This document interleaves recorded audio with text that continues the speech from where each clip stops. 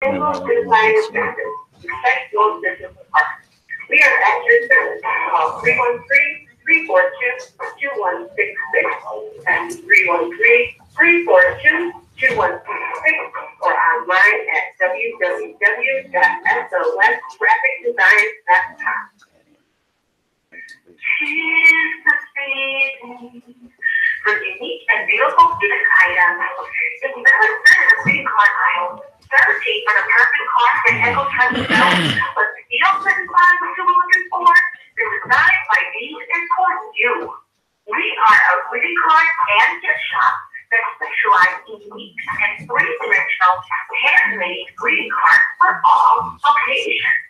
These are not your cookie-cutter cards that are with your princess. No, we offer one-of-a-kind keepsake items that will make excellent decor items for your mantle or coffee table. The enticing cultural beauty of one of these works of art begs to be displayed, not only for aesthetics, but to remember the thoughtfulness of the one who gave it. This holiday season, choose designs by me for all of your handmade needs. We also take custom orders. Can't choose that option in stores. Call Designs by Me today at 601-451-9536 or visit us on the web at www.designsbyme.com. Also check out our brand new illustrated gift items.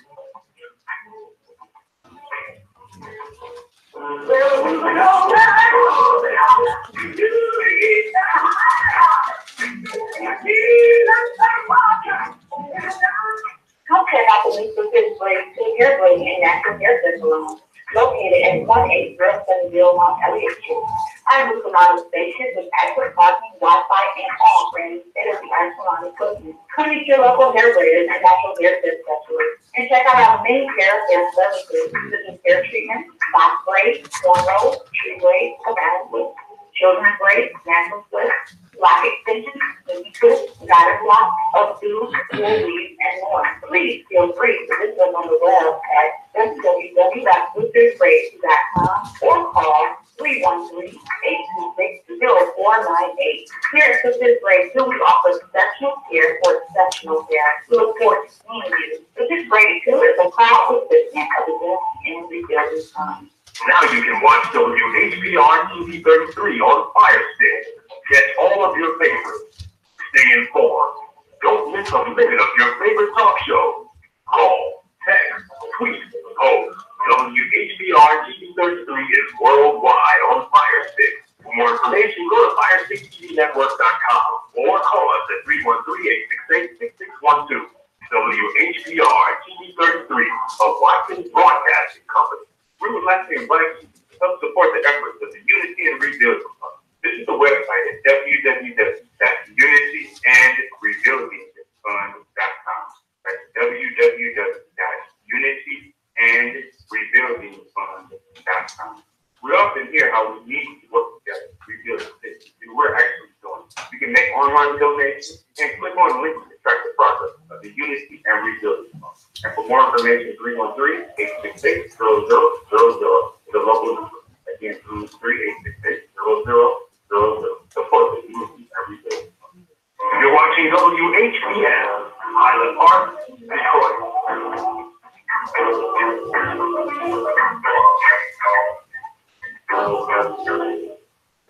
FM 88.1 WHPR, the Highland Park. WVIE 107.3 FM Charlotte, Amalia, Virgin Islands. The views and opinions expressed on the following show are not necessarily the views and opinions of WHPN, its affiliate, management, or sponsor.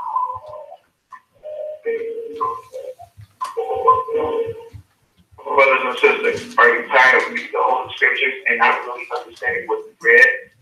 And if I can reasonably sure, have you ever tested that when you feel you know someone you may have a different view in your own?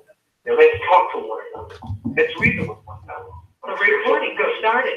This conference is being recorded. It's 1433, FM 88.1 Destination Yard, and College Cable. So why don't you call and let's discuss the Holy Bible and its example, the Holy Quran, and come to an agreement about the Holy Scriptures and the true kingdom. So tune in to a scriptural discussion with the Son of Man.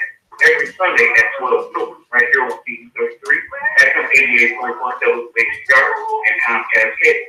You can call in live on the air at area code 313-868-4326, 868-0312, and 868-0351. Of course, the area code 313. That's 313-868-4326, 868-0342, and 868-0351. And now let's go live to Scriptural Discussion on the Son of Man.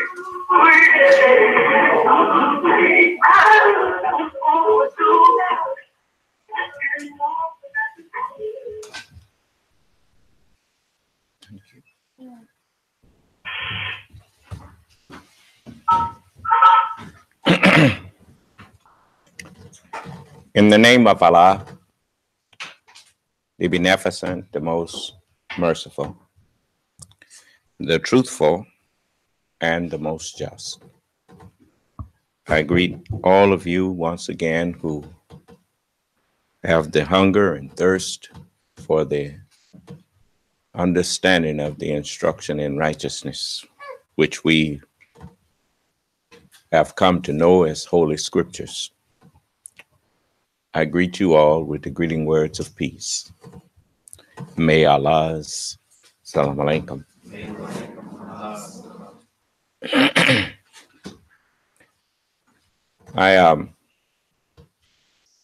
Before I read to you some comments that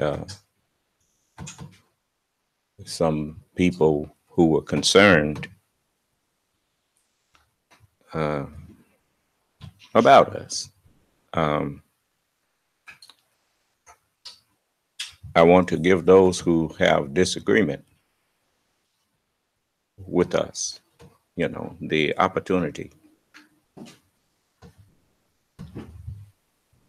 to be able to express that disagreement without being accused of disrupting a class or whatnot. That's why I start off with that. Because, if my invitation to people is sincere, if anyone gives you a sincere invitation, there's a way to find out if it's sincere. You don't invite people who disagree with you to come forth and then lock the door.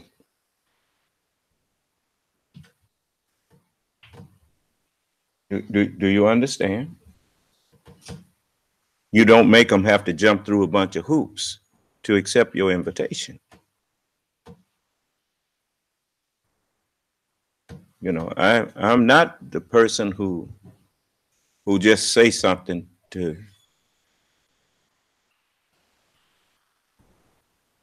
put on a show. It's like people that I used to tell people, if you got disagreement with me, call me up. And they call,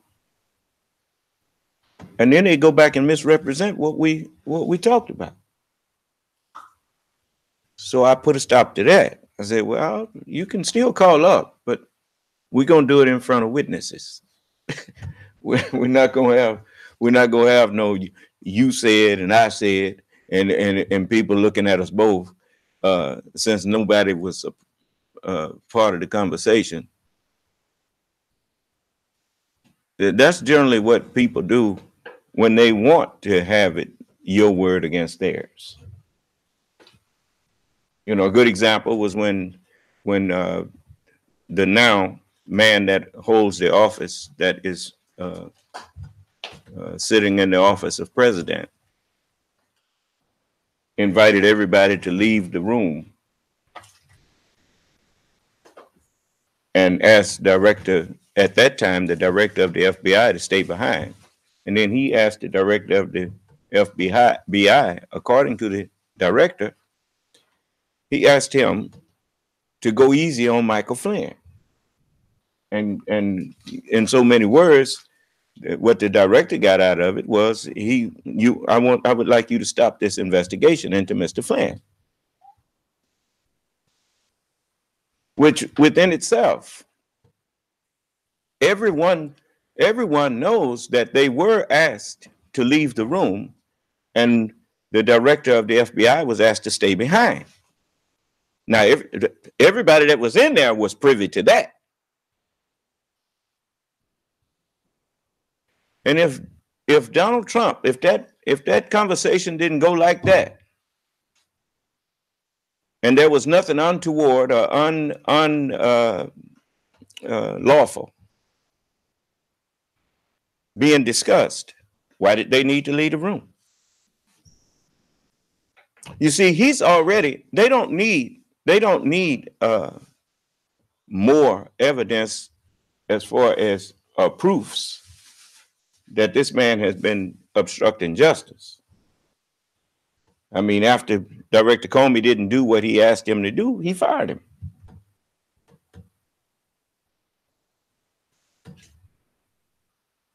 You see, so there's many things that has been done. Just like now, the people are whining about Donald Trump. If you had believed that I'm the Son of Man and had took my advice in the first place, you wouldn't have to be whining about him, because he wouldn't have been president.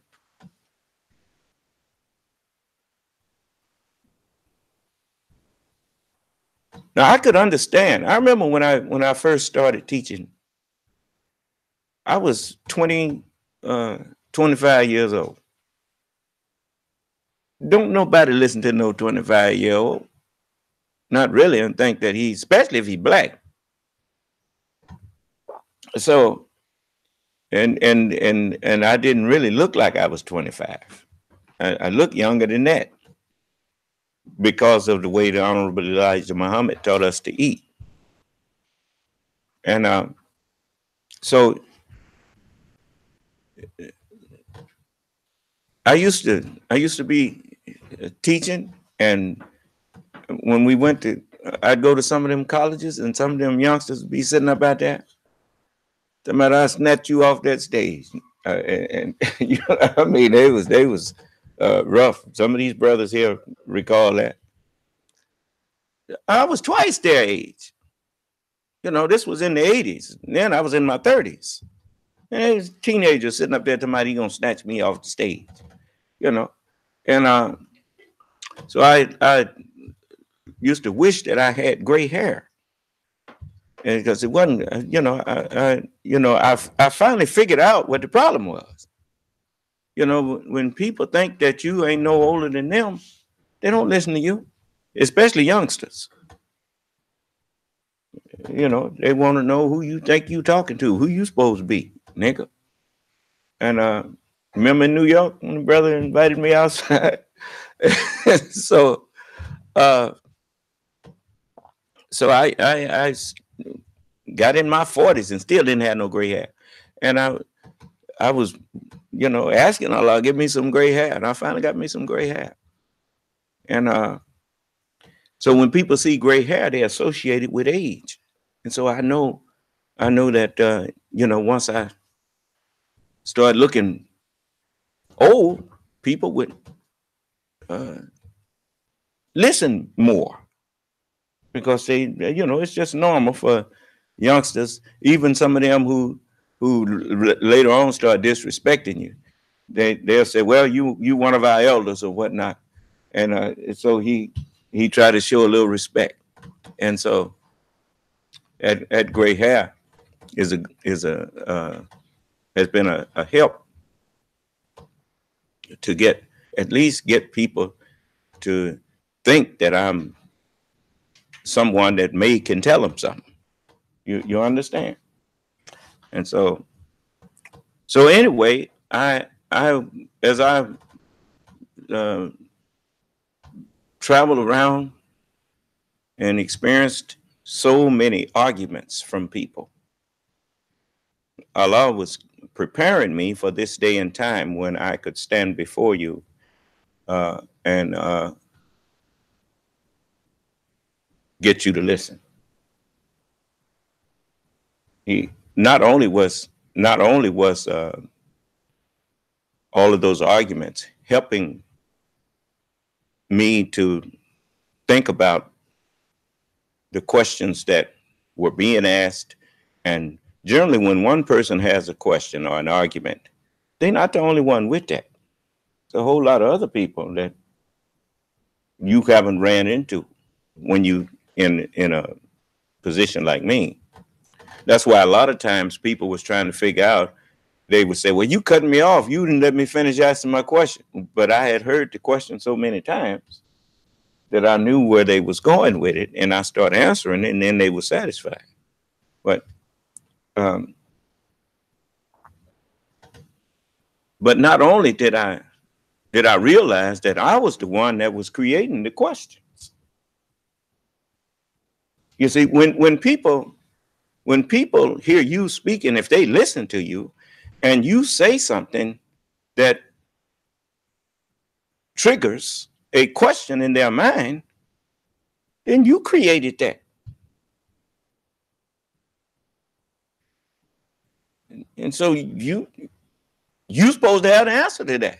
It's just like in from elementary to high school. Any question that I ever had while the teacher was teaching, whatever question that they teaching created in my mind, and I asked it, they had the answer.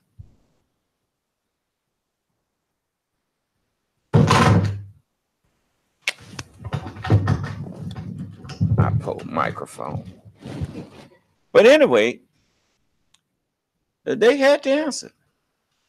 And I thought back on that. I think back on that.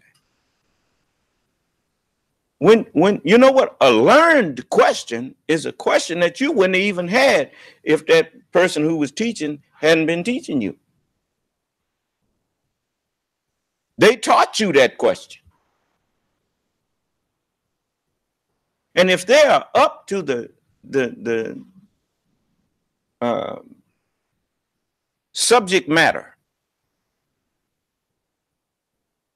we say topic. Same thing. If they're up to the topic that they are teaching,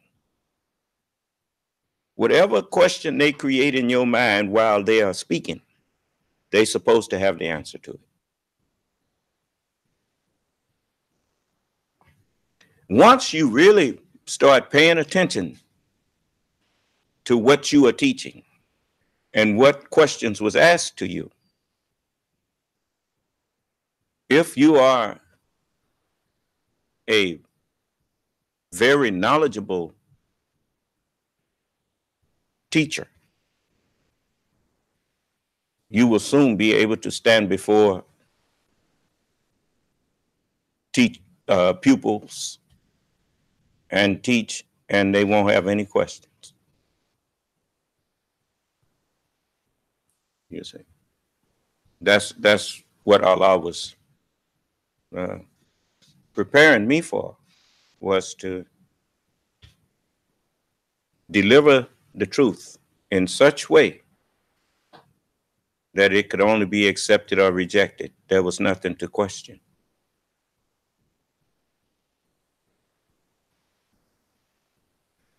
You see, and that's what I do now. You notice I teach 5 or 6 hours, and you hardly ever hear anybody stop me to ask me a question. And generally, if they stop me to ask me a question, it's about something I wasn't even teaching on. Then I have to admonish them, to tell them, you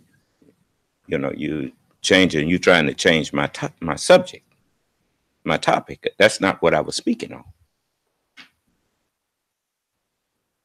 You see. So that is what Allah said he was going to do. He said, they desire to put out the light of Allah. This is what Prophet Muhammad said. They desire to put out the light of Allah with their mouths. That's what the blowing out of the candles on a birthday cake is. See, if someone has a birth record, then they sure ain't God. Even if they have dominion, they ain't God. For God is without father, without mother, without beginning of days, without ending of days. So this practice of having a birthday cake, this was somebody who was made by God, as it says, who was the son of Adam. Who was the son of Adam, who was the son of God. See? Now, Adam had a birthday. Do you understand? And he was told to have dominion. And every time a prophet came, since I remember Rabbi Miller, he was saying how one of the rabbis admonished God that you have no business interfering with us. You told us we had 6,000 years, that it's our time to. And he, like in the Bible, where the devil, the man who was possessed of devils, the devils cried out to Jesus. He said, Jesus, thou son of God, thou light of God, what are you doing here tormenting us before time? Art thou come here to torment us before the time? And Jesus told him, said, hold your peace and come out of the man.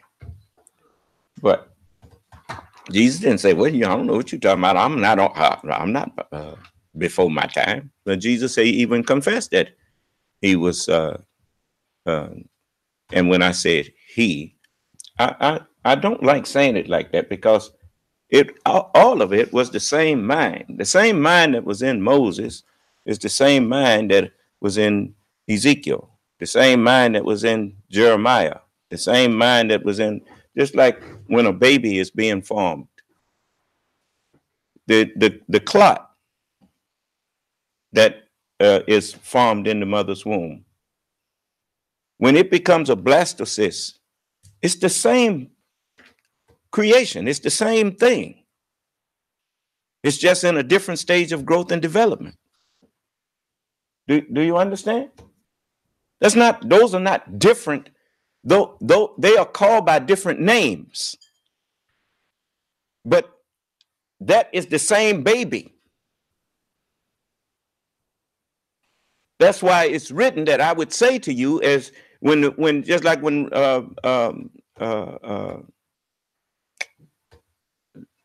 Holger Neubauer asked me, when was I put on the cross and crucified, and when was I,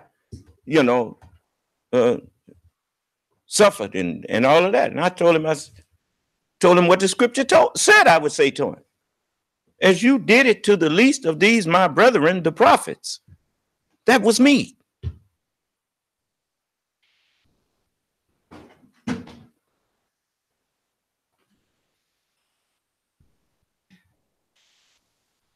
Every one of you that's sitting in this chair, and every one of you that's listening in over the telephone, and those who are not listening, you are the result of that first little clot that formed in your mother's womb. That's still you.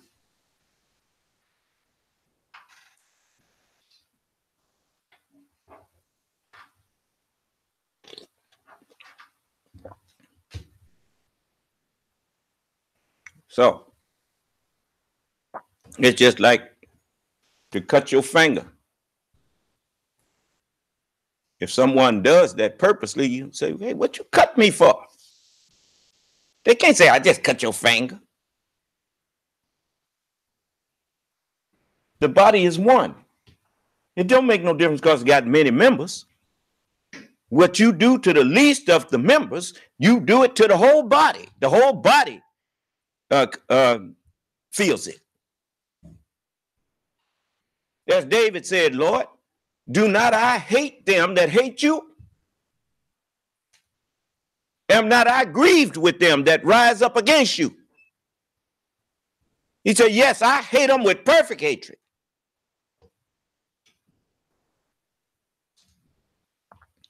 You watch how somebody look at you when they get mad at you. You can see in their eyes that the eyes hate you. The ears almost stop listening to you. That's because the whole body is responding to its Lord. The mind is the God of the body. God is a spirit. So you just didn't understand. But now I want to give those who disagree with me the respect and courtesy that if I was in their position, I would appreciate. I know I always appreciate it when someone that's talking to me want me to listen to them and is willing to entertain my questions or arguments from me.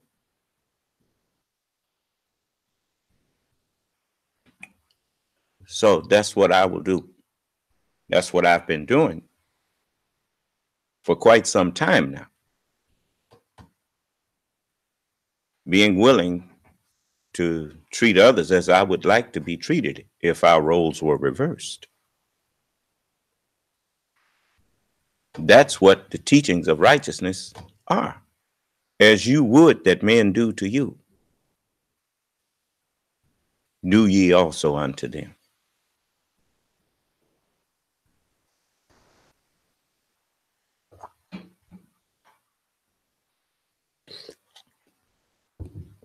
Now, before I read those comments, was there anyone that have a bone to pick with me?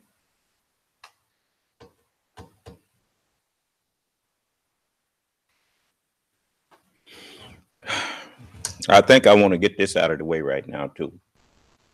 Now, I want you to listen to these people talking about the latest actions of Mr. Trump.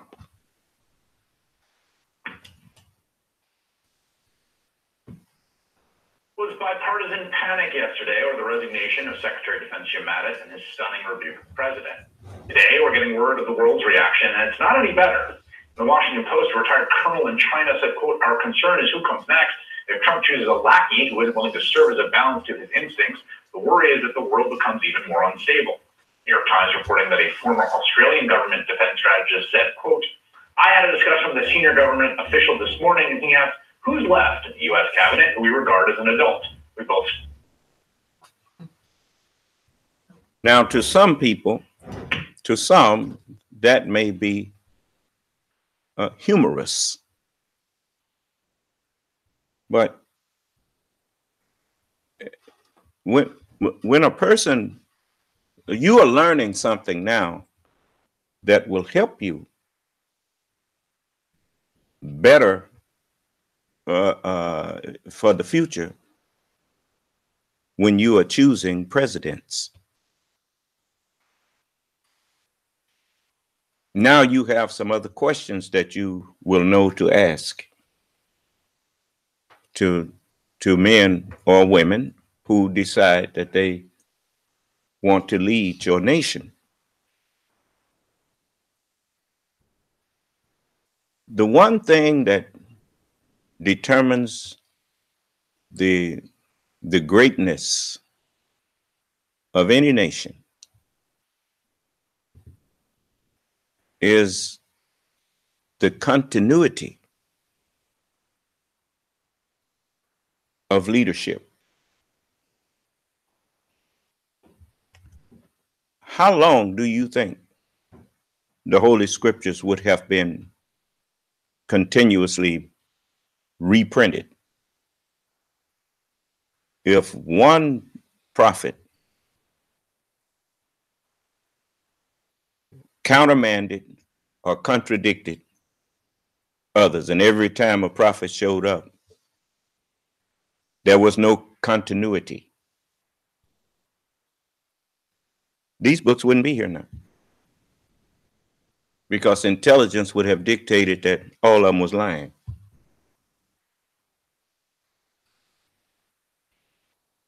That's one of the things the Honorable Elijah Muhammad said to me, and I realized the gravity of it. And he said, if you find one word I'm teaching to be a lie, then it's all a lie.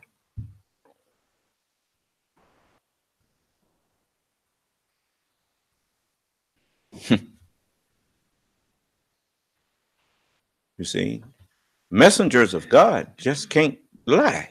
You can't. God don't choose no liar for his. You can't represent truth lying.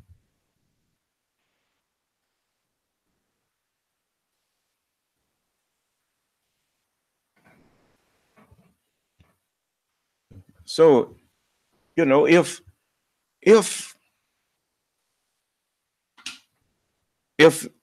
once, so you should ask the people who run for office, now that you see the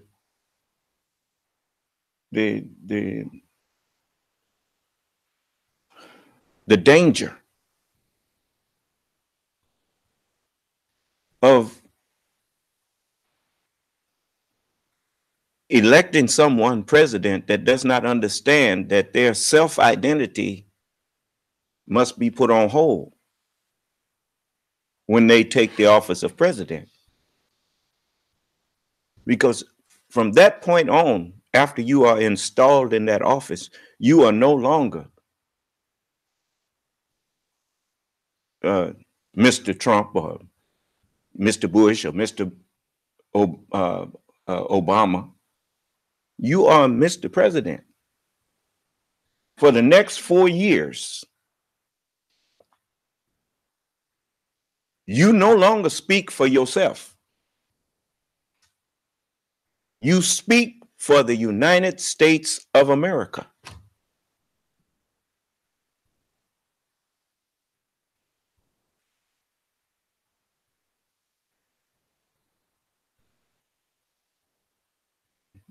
And that's one reason why you should never just be hanging out.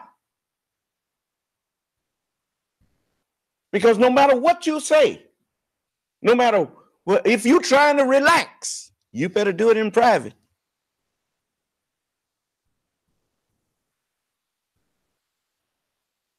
Because everything you say from that point on, they say the president of the United States said such and so and such and so and so.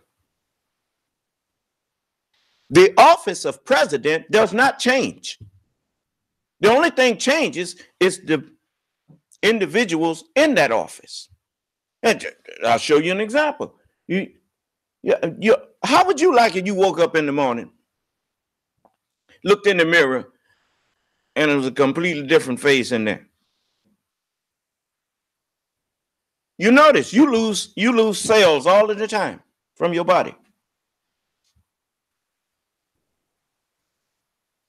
But every day you wake up, you never miss them.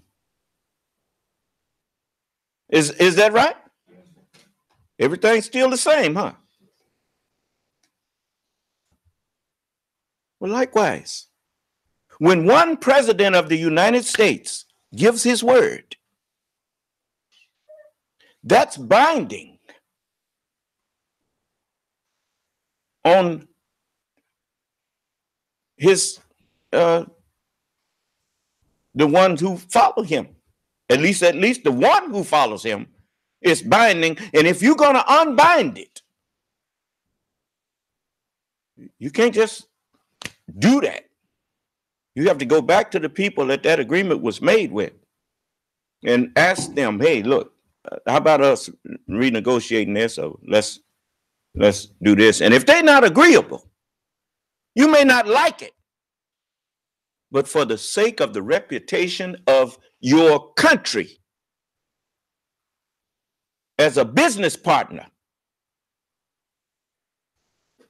you don't squelch on that deal that you made. If it was a bad deal, sooner or later, you as president should be able to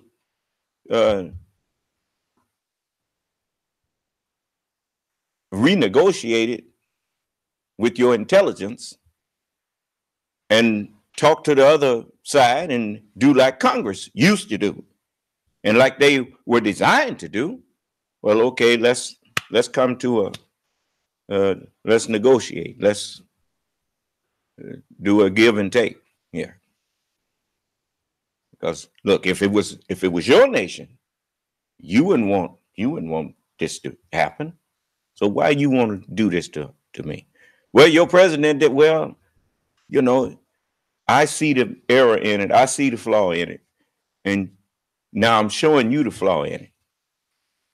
Now, one day you may have to come to me about something that I may need to let you off the hook on.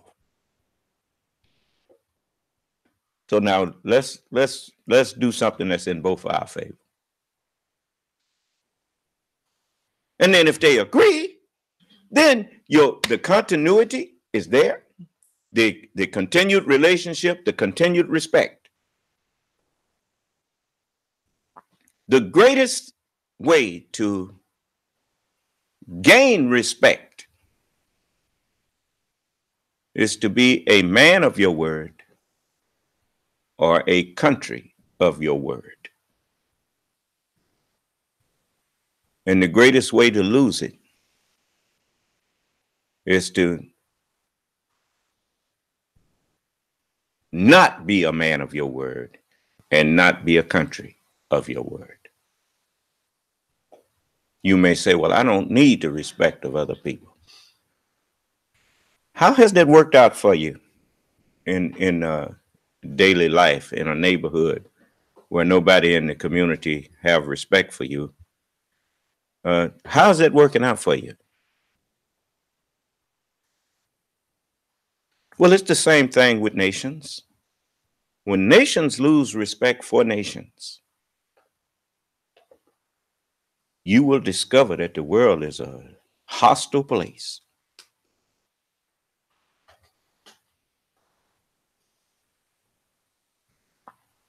That's why, as a private citizen of the United States, I apologized to the people and told them, America, the United States is sick right now. Now, you remember the past friendship that you've had with the U.S. That spells us, no? The past friendship that you've had with us. And you determine whether this is a time to desert your friend or to tolerate your friend's sickness until she can get well.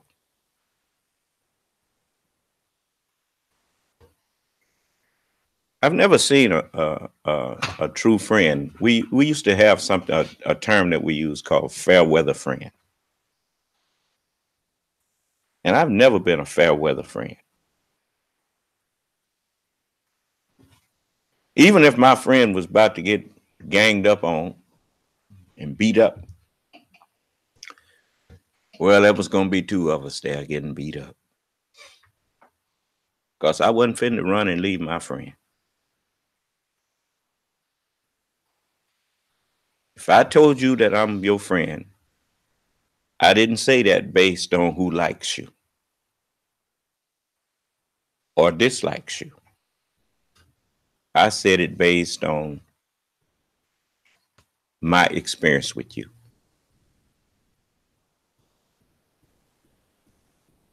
Do you understand?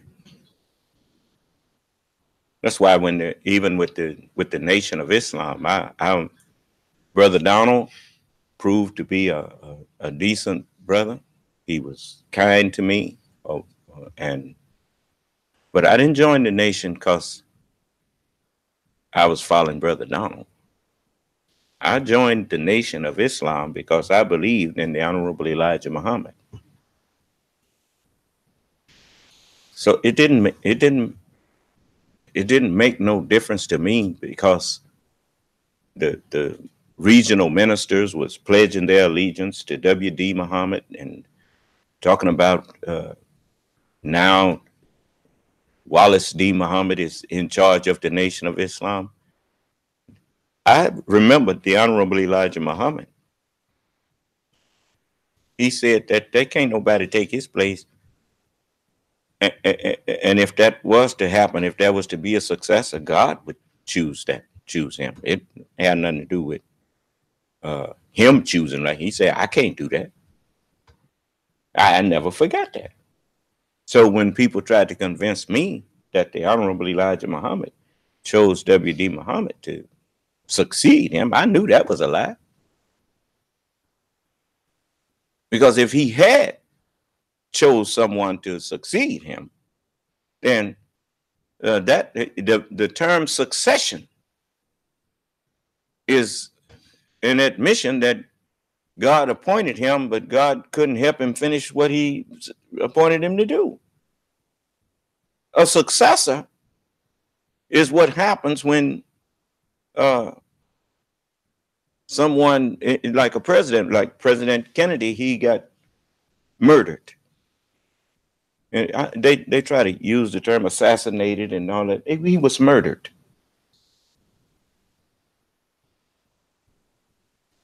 And Vice President Lyndon Johnson succeeded him, finished out his term, succeeded him. For he didn't succeed to finish his term, so his vice president succeeded him. And I could tell you some things about that I'm not going to get into, because a true successor would carry out what he knew you had planned. So I'm not going to, But anyway, I wanted to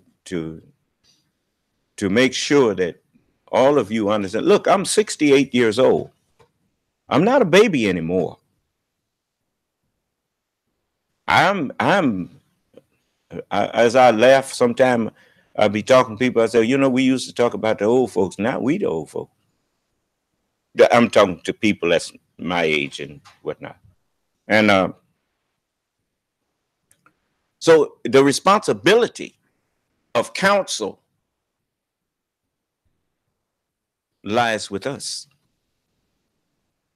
Now, I counsel you as an elder. You don't choose people to take offices when you know they are not up to the job, when you know they are not qualified. You never choose a leader of your nation out of spite for somebody else.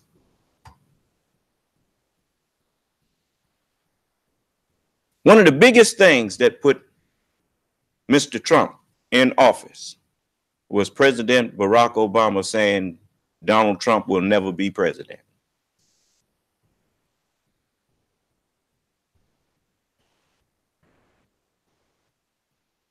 I guess you showed him, didn't you?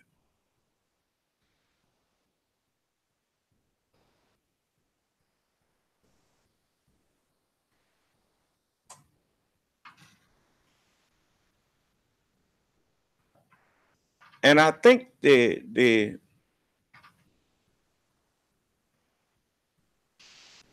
statement that anybody can be president, I think now you know that that's a lie.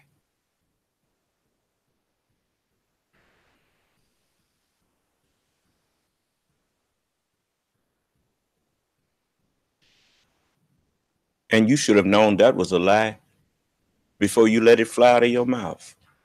But hatred, just like love, can blind you.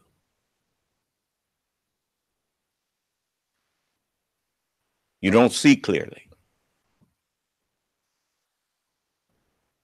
If anybody could be anything, then why is it that when people get tested to try to be something, they don't measure up and they are not allowed to start?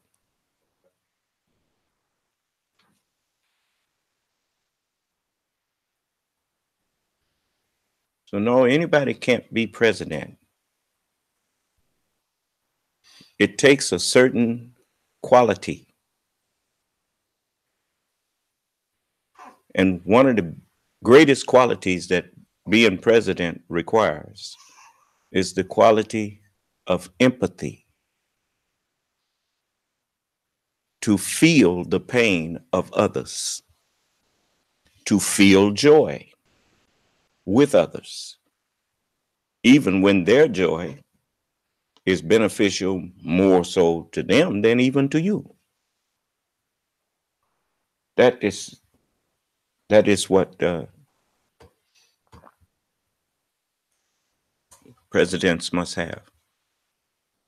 Presidents must believe in honesty. And there's no such thing as an unreligious, honest man. The very nature of religion is honesty.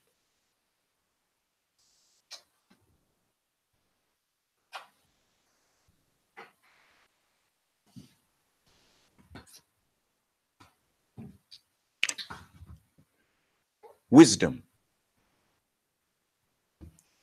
Wisdom does not require knowledge of everything.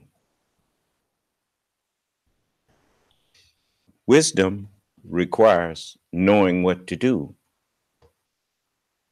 when you get knowledge,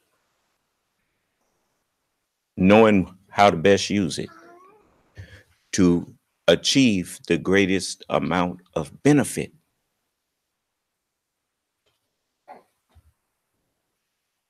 You see.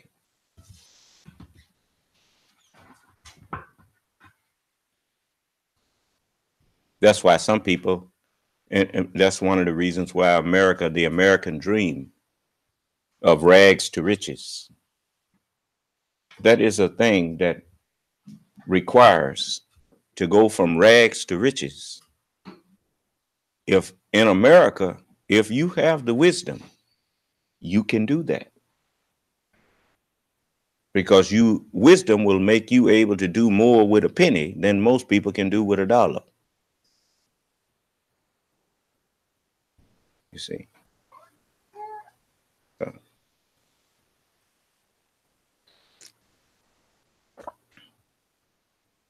So I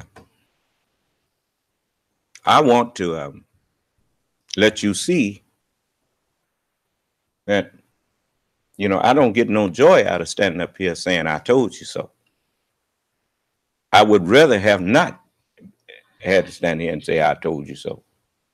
Because, I'll do that. If, when people elected Barack Obama, I stood up and told you, I ain't gonna vote for him.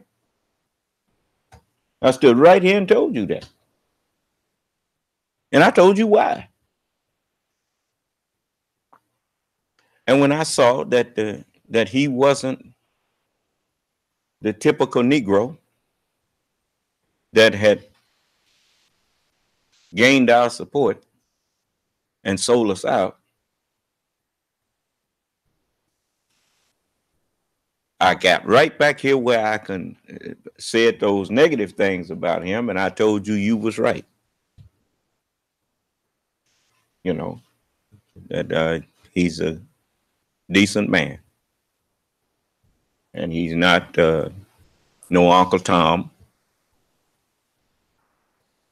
And at the same time, he didn't embarrass us by trying to get in there and become a activist. The title of that post is President of the United States, not activist.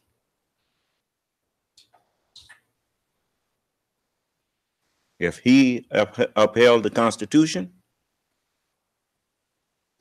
and the laws and did what was in the best interests of all the citizens of America, then we were going to be fine. Since we live here. All you have to do is Well, it don't make no difference what room you live in if the house is a mansion. Even the closets could could be a nice place to be. Even in a closet. I remember that house we put together for the Katie now. Got a whole room that's a closet. I mean, really, they could turn the closet into a bedroom. So, you know, if you just take care of the whole house, what difference do it make what part of it you're living in? Just take care of the whole house. Don't forget that when you win the election, it don't make no difference which party you from. You don't become president of the Democratic Party. You don't become president of the Republican Party. You become president of the United States. And that's how you should think. And anyone that would have you to think any other way is an ignorant person that you definitely don't need to take advice from. And if it offends them that you conduct yourself as president of the United States, then you can try to win them over. You can try to console them.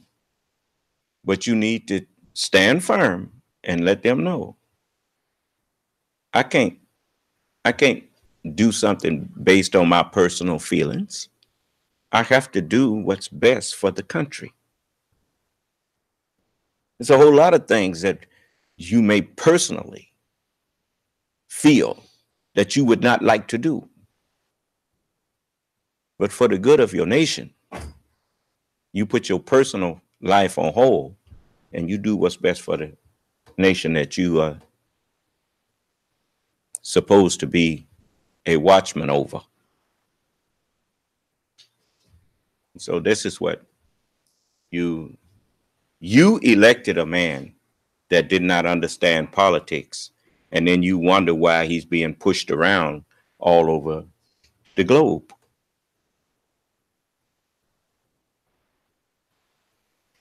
The first thing you learn about politics is that all compliments are basically insincere. It's called flattery. That's just politics. The root word of politics is polite. And you know what you say when you being polite.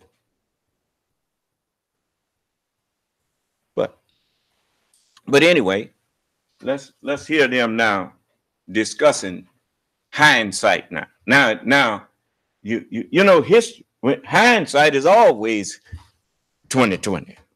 Huh? Oh, you see clear now, right? You would have saw clear before if you had not been thinking with racism and hatred and bigotry in your head.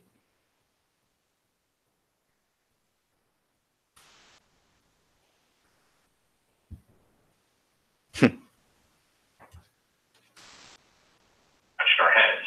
And a former Belgian prime minister tweeted, Mattis checked President Trump's worst instincts, is a strong supporter of NATO and multilateralism. His departure is bad news and makes it look like Putin's plan is being delivered on. I want to bring in Barbara Boxer, a former Democratic senator from California, and Gordon Humphrey, who's both a former Republican and a former senator from New Hampshire. Senator Boxer, do you share the sort of feeling of surprise, dismay, even panic yesterday when you saw the news? Well, I'm dismayed, I'm sad, but I also have to say to General Mattis, if he's listening, he did the right thing. He could not change this president's mind, a president with no sense of history, no understanding that you don't betray your allies like the Kurds. I thought your former guests were incredible, teaching the American people something, we really don't think about. They've lost 10,000 Kurds fighting ISIS, and we're walking away. And this president doesn't understand that. The thing that you don't understand is that when you betray people that you gave your word to, that's a betrayal of yourself. Don't you know that your reputation is the best thing you have?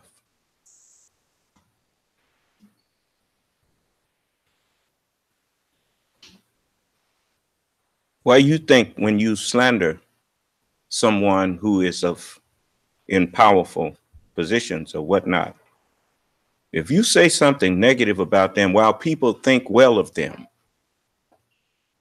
and they've, if they depend on, it's just like me. I depend on people trusting me.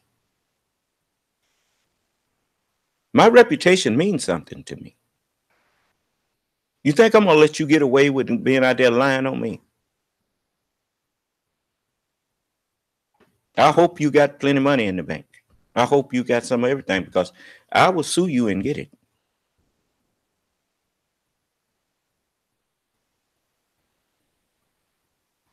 That's one of the great things about America. You don't have to go jump on somebody because they said something bad about you. You don't have to try to threaten their life and all that kind of stuff. Take they behind the court and take everything they got.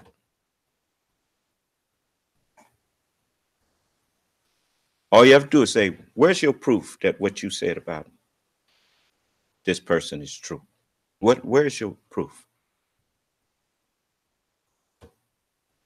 Why you think I spend so much time reminding? I don't stand up and say things about people that I can't prove.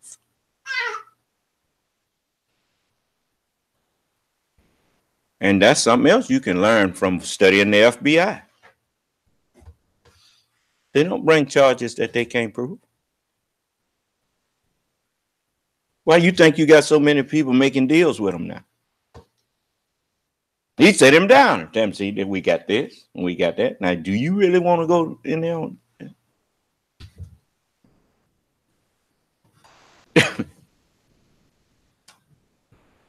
I'll show you an example. Now, you may not like it because, you think that the devil is somehow God's enemy. God ain't got no enemies. He ain't got number servants. That's why even the devil, if you had taken the time to read it, when the Lord had a conversation with Satan, Satan reminded the Lord, well, I can't do nothing with Job. You got the hedges around him. Huh? Satan wasn't even thinking about going over there messing with Job. Till the Lord asked him, have you considered my servant Job over there? So, well, you put the hedges around him, you bless the work of his hands, and you take it from him, he'll cuss you to your face. And the Lord told him, well, I tell you what, you take it from him, but don't you take his life. And so Satan went and did what he was told. Huh? Satan is the enemy of man, of flesh.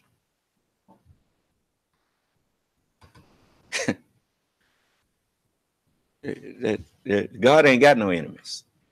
So understand this. Satan referred to Allah as my Lord.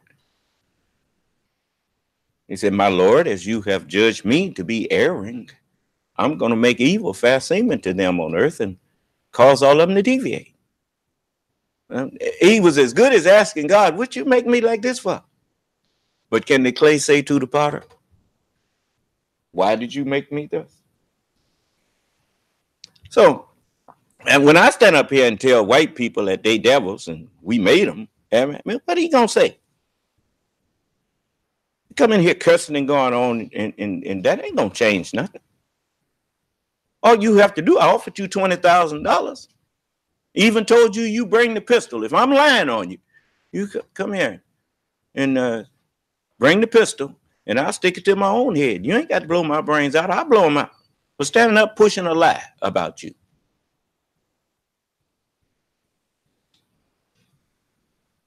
Now, it don't get no better than that.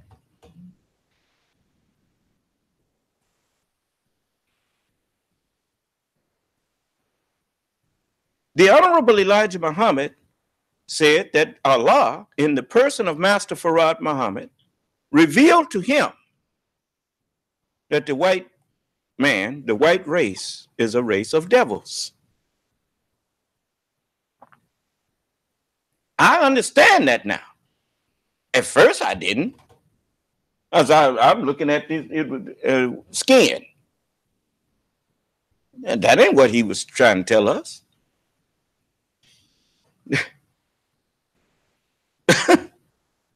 White skin ain't make nobody no devil.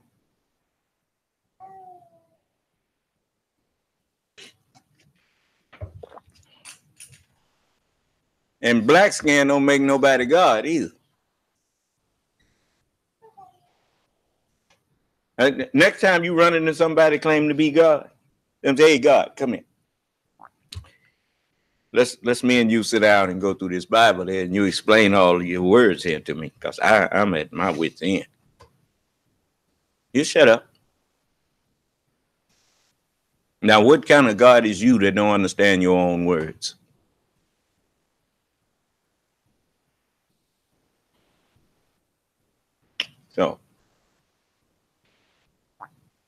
So it's much to be understood.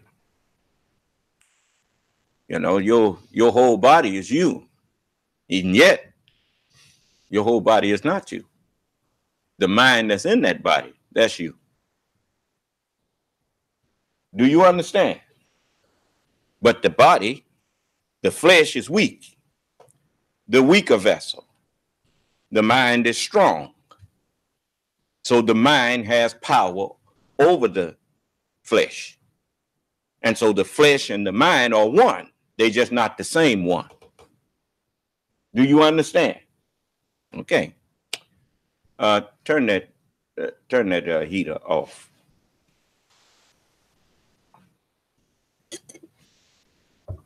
So now they're talking about Mr. Trump. Now let's just listen and think about what I tried to tell you all before you put him in there.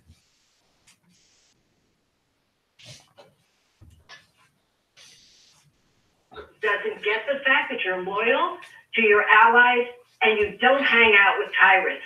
For God's sakes, this is America. And when Mattis saw he could not teach those two lessons to this president, he did the right thing and he memorialized it in a letter I view as an open letter, not only to America, but to the world. Senator Humphrey, Mark Salter, who's a longtime advisor for the late Senator McCain and writer, said of the Mattis letter, this is pretty close to flying the flag upside down, meaning the sort of the call of distress. Is that how you read it as well? It is indeed a distress signal, and in fact, we are in a national emergency. In my opinion, we've seen once again dramatic evidence that the president is impulsive, the president is erratic, the president is reckless, dangerously reckless, endangering our national security and that of our allies, and in this case, the Kurds. Our troops on the ground in Syria, our troops on the ground in Afghanistan, our troops everywhere outside the U.S. are now endangered because our foes, Putin and company, see the U.S. as lacking leadership, lacking resolve, lacking courage, lacking clarity of purpose, lacking persistence. We've given Putin a very cheap victory. I think the president's mind is so helter-skelter that I believe that he's afflicted with a seriously sick psyche, such that the provisions of the Constitution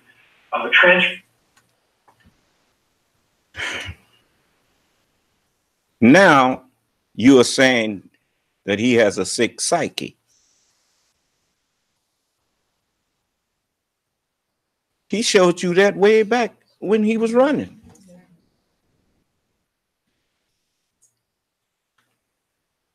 And then you attributed that sick psyche to how smart he was. To get people involved in the electoral process, because when he get in there, he gonna really be presidential. Miss Clinton tried to tell you when she borrowed some words of Maya Angelou. She said, in the words of Maya Angelou, when someone shows you who they are, believe them the first time. You know what they say about first impressions? You don't get a second chance to make a first impression. When you running for the office of president, you don't put your worst foot forward and then say you're going to put your best foot forward once you get in there. You put your best foot forward. You knew what you was getting. You just didn't know the depth of it. Like the Holy Quran teaches us. He said, it says, vehement hatred has already appeared from their mouths, and what their hearts conceal is greater still. What a slap in the face to the American people. Well, say white people, you may not see me as an American. Well, you are an American. What was that when he invited the Russian press into the Oval Office and said the American press could not come in there? What was that about? Other than signaling that we got it, Mr. Putin, we got it. I told you that you had treasonous people in your, just like you look up the definition of treason and look up the definition of betrayal, and you will find that they mean the same thing.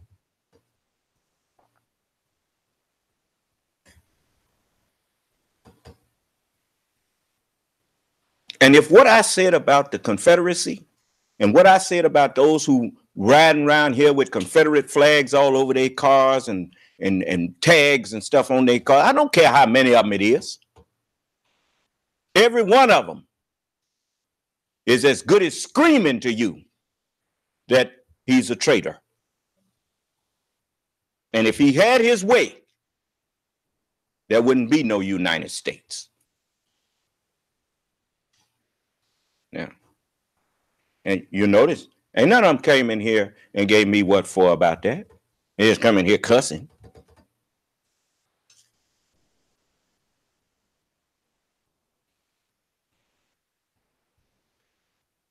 How in the world you don't understand that even the names of the armies, the Union Army and the Confederacy? And you run around here honoring them and claim that you love your country? You a lie. No, you don't love this country. You a bold-faced lie, and I'll tell you that to your face.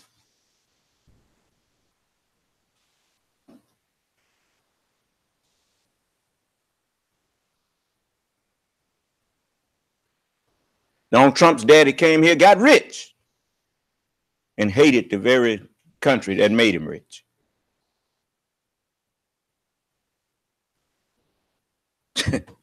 All of them sitting up here rich.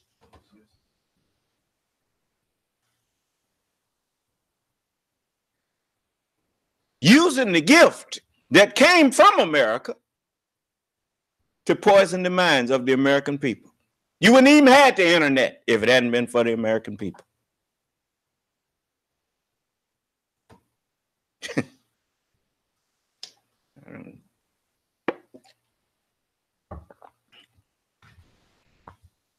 I can't even start no fight, huh? You know why? Because I don't do nothing but speak the truth. There is no defense against the truth. The truth is the irresistible force. And the messenger of truth is the immovable object.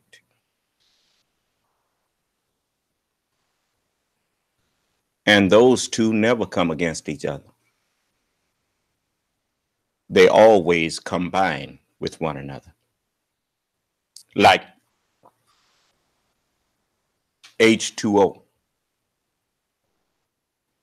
They always just naturally come together.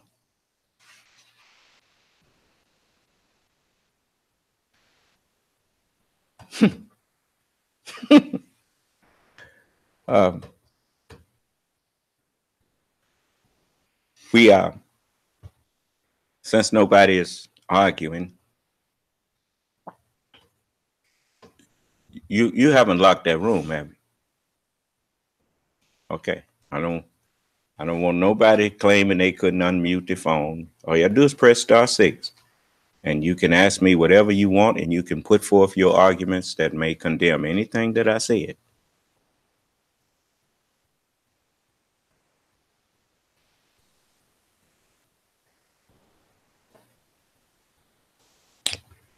All right, then no contest, no argument is the same as saying you agree with me. Well, okay. So I'm not going to keep on. Now they regret putting Donald Trump into the most prestigious and powerful office on the earth, as in this world, as you know it.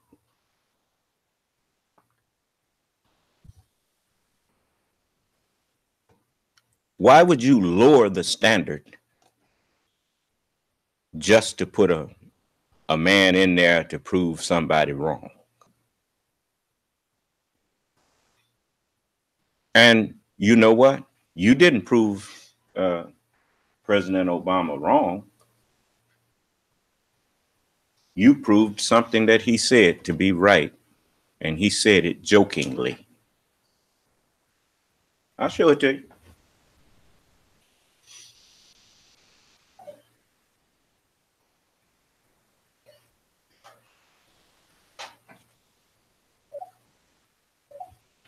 Give me a minute.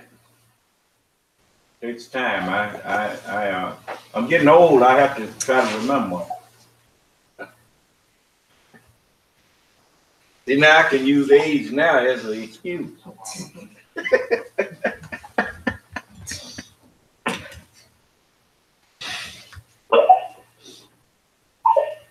Of President Obama doing many different things, including dancing over the years, to the president himself. Let's go back to live pictures from the hall. I believe we're about to hear from President Obama. Let's see it. Here he is. It is an honor to be here at my last, and perhaps the last, White House Correspondents' Dinner.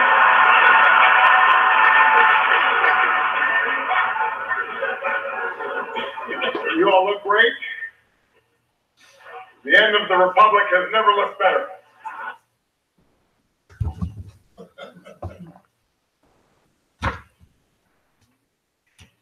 Looked like God took over for a minute there. You elected a man who flat out told you, being an ex-slave myself, I'm familiar with masters standing up in front of slaves, talking over the slave's head.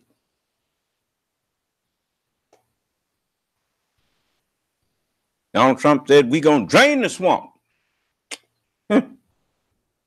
I knew what he meant by that, because I knew that he could not care for the American way of life and the American people and the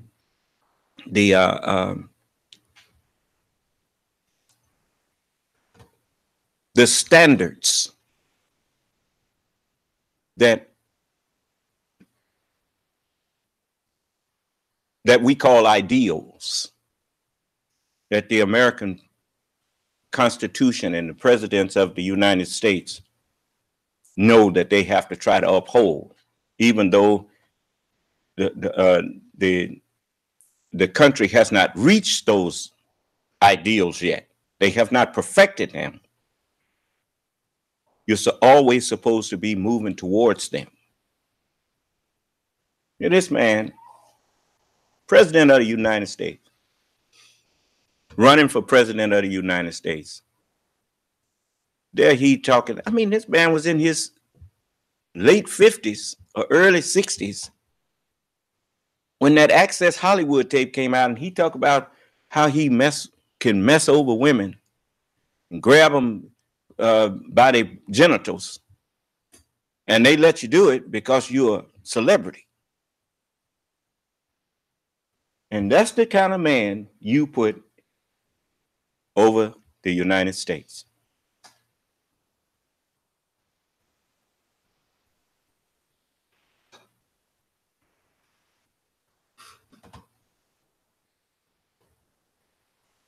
A man that Howard Stern asked him, was it okay if he called a man asking you, can he call your daughter a piece of ass?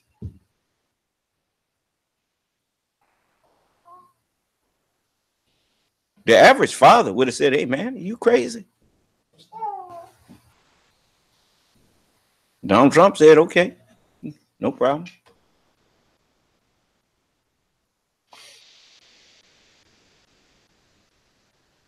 And you made him president of the United States.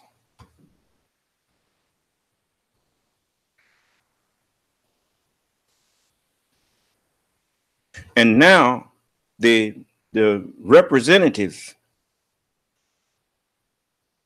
the republic, a government that's based on representatives of the public being elected to go in and practice a democratic process.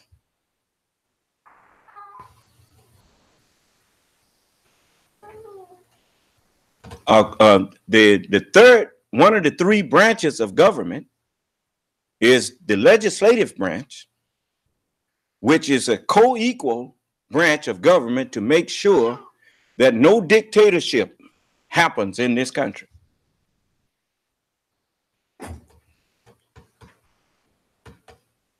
Have now, for the past 2 years, has been commingled with the executive branch, and you had Devin Nunes standing up in there as good as saying, we the last ones to protect Donald Trump. What about the Constitution of the United States? I thought that's what you said you were going to protect. All of them that signed that Grover Norquist pledge is suspect of treason. Why would you sign a pledge that says you will never for any reason raise taxes when part of your job description is to levy taxes when it's in the best interest of the United States?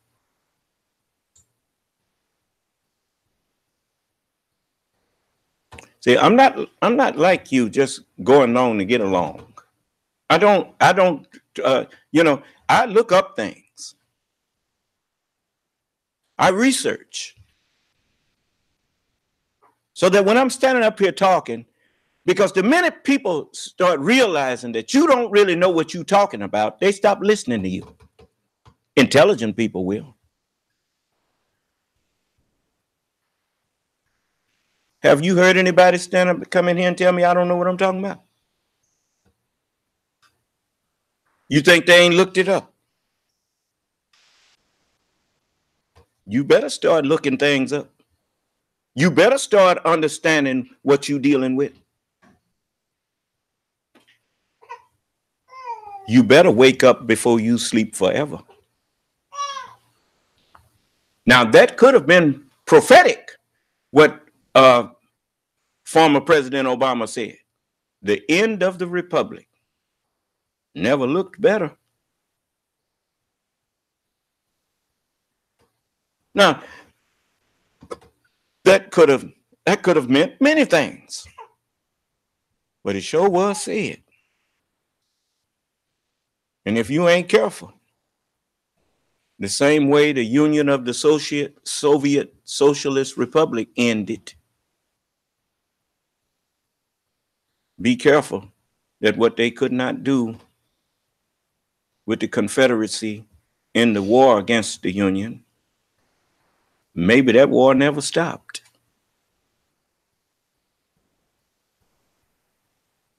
Maybe you just too trusting. When people don't care about you and you care about them, it hurts when you find out that they really don't care nothing about you. Believe me, I know.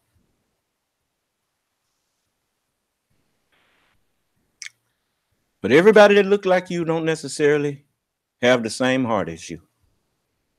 A toilet and a face bowl made out of the same material. But one, you will wash your face in and even get the water from it and rinse your mouth out and whatnot.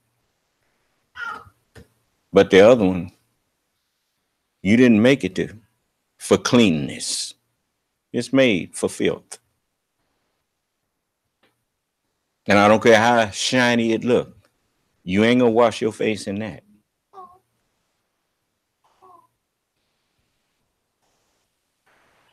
People are like that. They have a song called America. And it's a wonderful song. Talks about this beautiful continent that we are on. Can't nobody deny that the earth is beautiful. And then it says something that it's not that America ain't being judged, but it's kind of like what the scripture says, hold back the winds and hurt not the earth until my servants have been sealed in their foreheads. And one part of that song says, America, America, God shed his grace on thee. I've changed it a little bit. To crown thy good with brotherhood.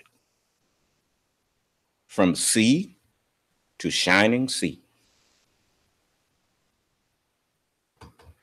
I don't want you all to think that just because somebody called themselves a Christian, that they not your brother.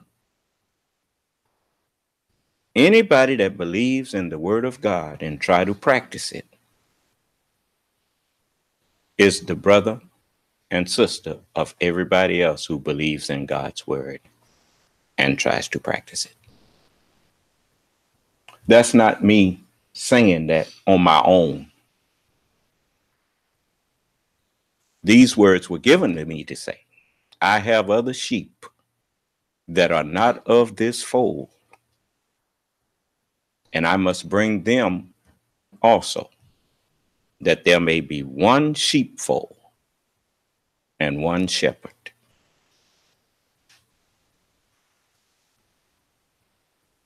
The only place I saw where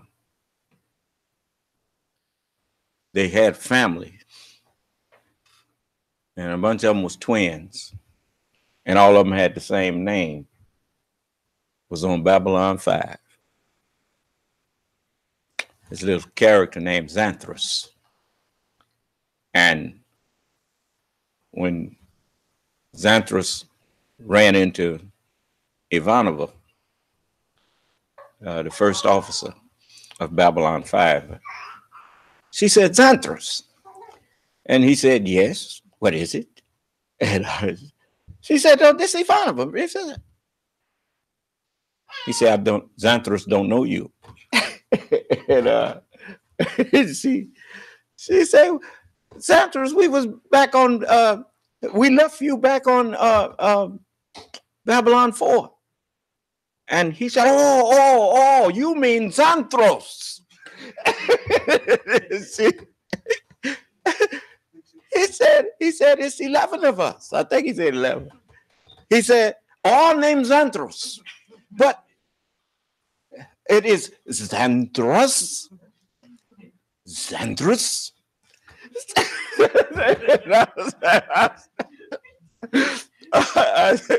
It was really funny. But I said that to say this. All of your families, you notice, they will tell you how much you look alike.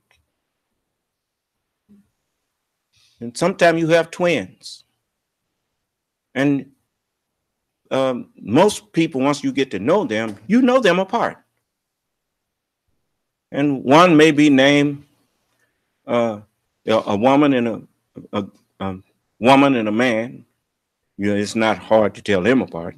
But you one named Pearl and one named Earl. They try to rhyme them up. But they all got different names. The Holy Quran said that those who are nearest in friendship to the prophets. Friendship, you don't get God's friendship unless you obey him.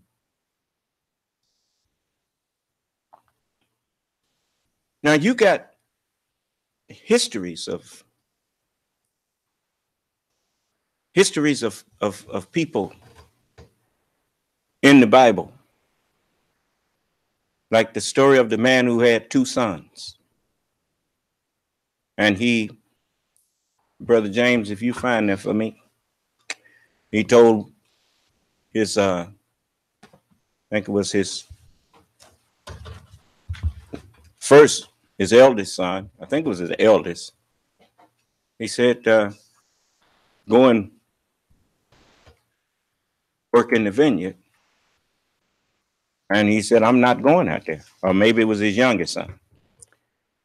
And then he told his other son, go work in the vineyard. And he said, sir, I go. But Matthew what? Let me find that, and so I don't have to paraphrase it. It's the 21st chapter. And what verse, brother? Let's go over to verse in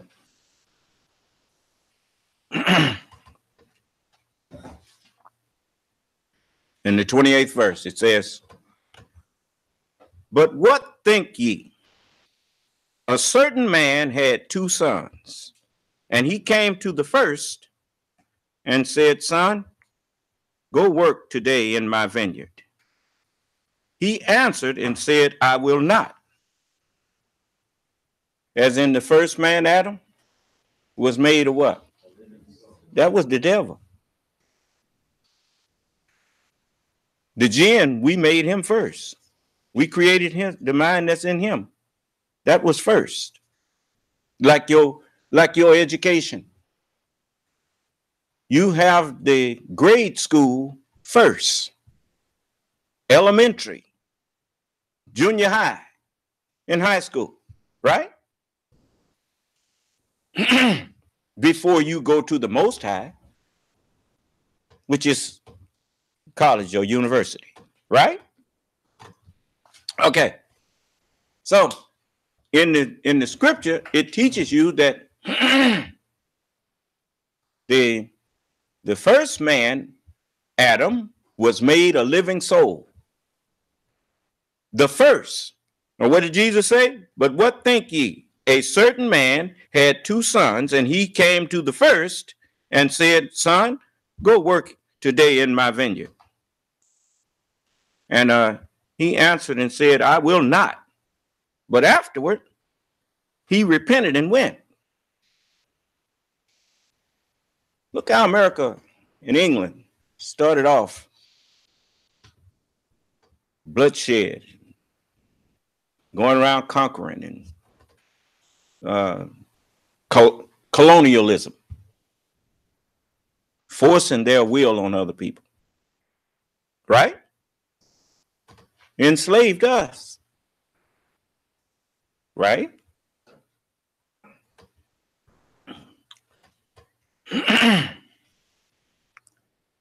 And said, and came to the first and said, son, go working today in my vineyard. He answered and said, I will not.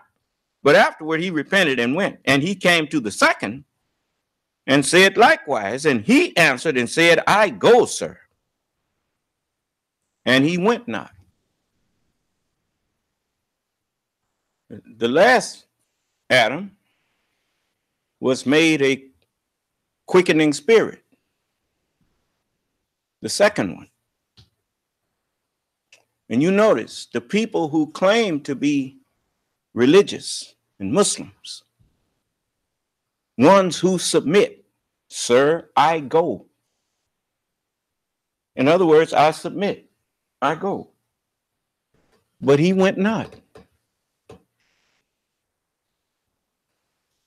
As Prophet Muhammad said, 3 generations after me will no longer be of me, period. 1,400 years is a lot more than 3 generations.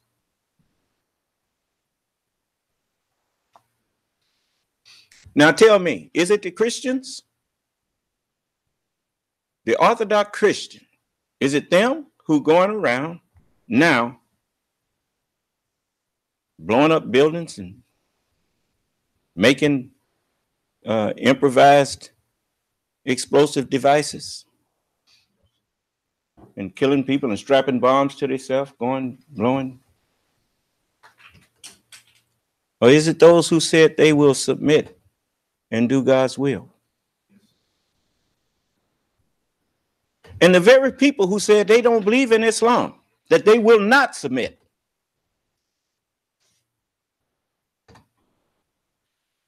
I'm living in one of the worst states in the union as far as racial discrimination and prejudice and hatred and bigotry. And I've never had so much as a threatening phone call. But one time, this lady called me after I spanked my baby, and she wasn't in Mississippi. But and everywhere we go, we are showed the utmost of courtesy and respect.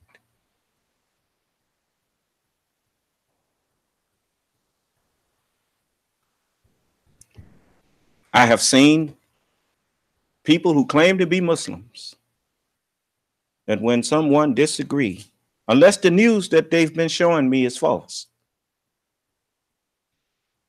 Look at what happened to this journalist, Mr. Khashoggi. Turkey, you all are supposed to be a Muslim country. Arabia, Saudi Arabia, you're supposed to be Muslim countries.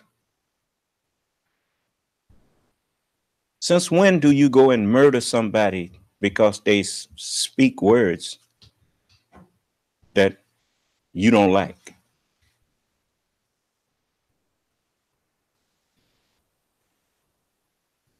And you say America is the great Satan. But yet in America, people can speak freely. And they may speak some Congress don't like. But the Constitution of America gives them that freedom.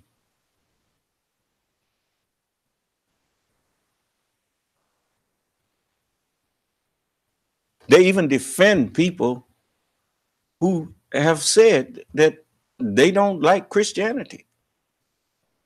They defend your right to say that.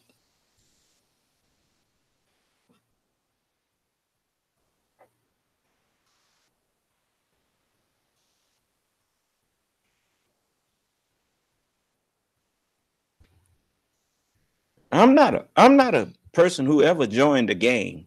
I ain't never been in no gang. I always thought that was cowardly. If you want to fight somebody in but one man, what you need 2 people to jump on him for? You fight him yourself.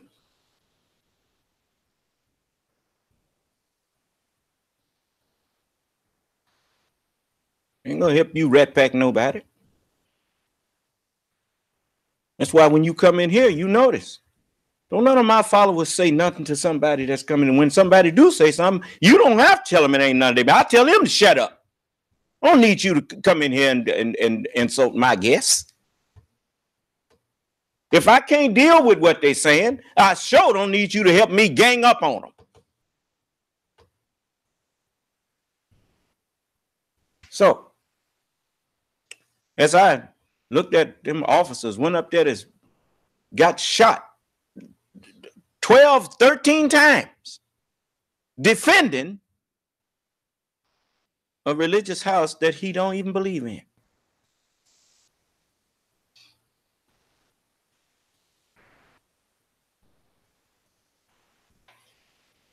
And you so insecure in what you claim to have as the true religion that you can't even tolerate someone who disagrees with it.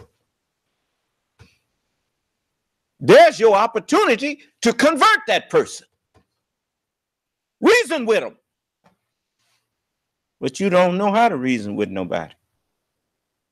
Because when the push comes to shove, you don't know what you worship.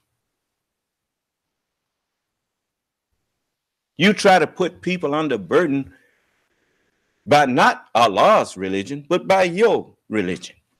And the Holy Quran talks about that. Where does it say, put me under no burden by your Islam? That's just another way of saying your idea of Islam.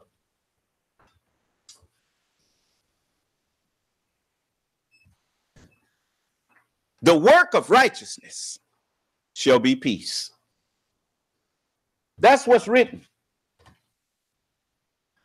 And the effect of righteousness is quietness and assurance forever. Chapter 29, 49. This is what you tell people that try to force Islam on you. You know, when you don't try to force grown people to think like you. You reason with grown people. You force your way on your children. You enforce, you train them the way that they go. And you hope that when they get old, they won't depart from it. But you can't force no grown person to think like you. What if the roles were reversed? You get the ups on somebody and you kill them because they don't agree with your way. Well, what happens when somebody got the ups on you? You think they should kill you?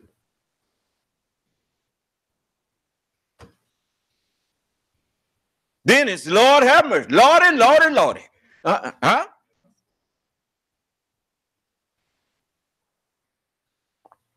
Your religion is vain. Your religion ain't worth 2 dead flies.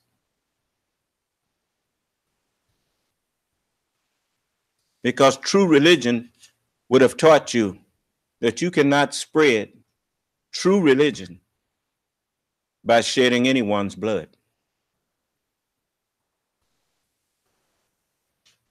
You can't frighten people into faith.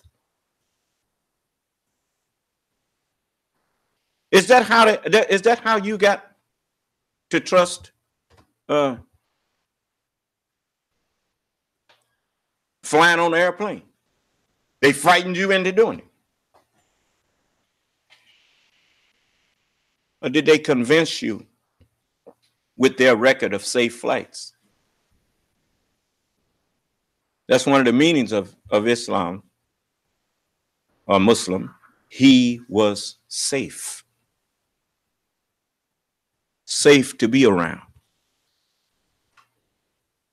If you want to know what kind of character people have, don't judge them by how they treat those who agree with them. Watch how they treat those who don't agree with them. For you know that even in your own mother and father's house, even when you husband and wife, you don't always agree with each other.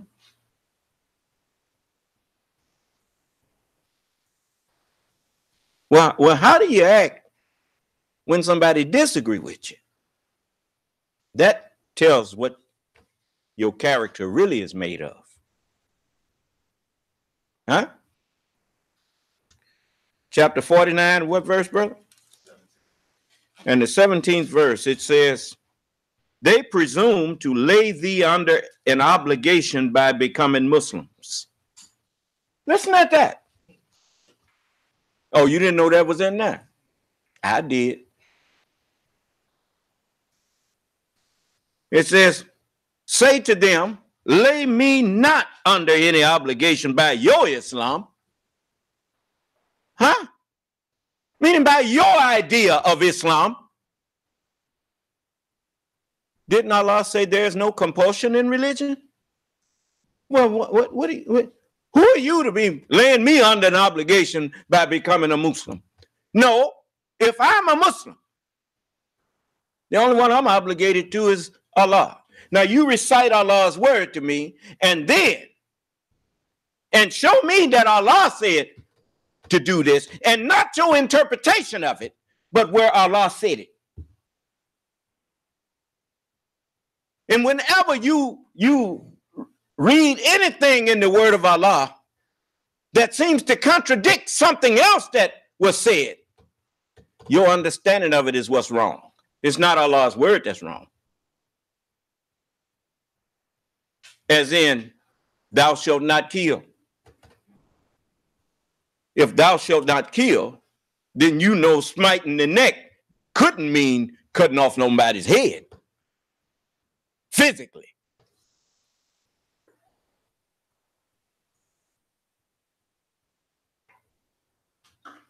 Because that would be contradictory. But you know what the neck is. The neck symbolizes that which attaches the head to the rest of the body. What attaches leaders to followers? It is what they are teaching. So I go after what the person is teaching, and then that disconnects. That tells people that this man lying to you, and then that head is off that body. Do you understand? All right. So, but I understand spiritual truths. You don't. And when you try to put a natural mind to guide you through spiritual teachings, you always wind up shedding somebody's blood.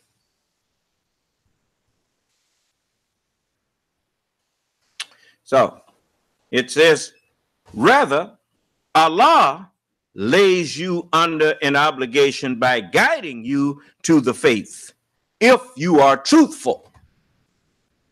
You see? So I'm guiding you. When he, the spirit of truth, is come, he will what? Guide you. Once I have taught you the truth, you have no more excuse.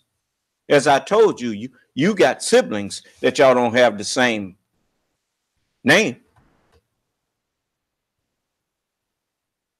Just because somebody say they're a Christian, and another one say he's a Muslim, another one say he's a Hindu or whatever. I don't like to use Hindu because Hindu, they believe in all kind of gods. So, so I have to smite the neck on that. And that is, you bring me your teachings, talking about is the God of air, the God of something. No, there ain't no different gods. That's like thinking that there's a different mind for each of your fingers. It's a God of the toe, a mind of the hand, and the mind of the little finger, and another. But no, it's the same mind over all of it. Do you understand? And so it's time to. That's why the messenger said Allah was walking with him. He said, "Brother, if you see a Hindu and a Christian walking together," he said, kill the Hindu first, and meaning that Hinduism, that teaching of more than one God, all these gods and all of that stuff. Deal with that first, just like I just did. You see? I'll show you an example. You say the God of the air, the God of the water, the God of the earth, the God of iron, the God of air. You notice you got air, water, earth, iron, nickel. All that is in our bodies. How many minds is over? One God. I didn't hear you. All right then. Now, see how quick I dealt with that? I just killed the Hindu.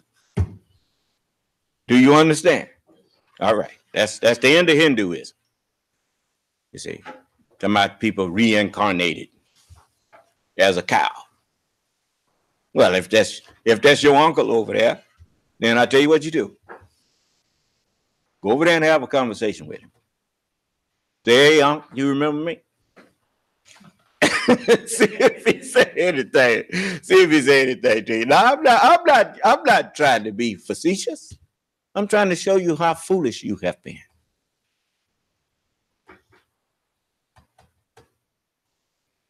Well, you look like worshiping a cow. Or looking at a cow to my that's your uncle. Can't you see that all flesh is not the thing that guides us. Mind guides us. Flesh is just a receptacle, like this cup. Flesh is nothing more than an avatar.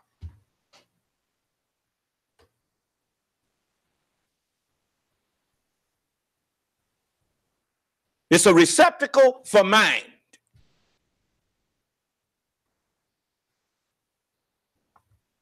And for the past 6,000 years, the mind that you have housed has been your enemy. The devil is the enemy to man. Why? Because the mind that you've been nurturing has been destroying you, leading you to your early death, teaching you to kill each other, teaching you to envy one another, to murder and cheat and lie to one another, teaching you to be destructive to yourself and to others. And I'm here to put a stop to it, to cast the devil out.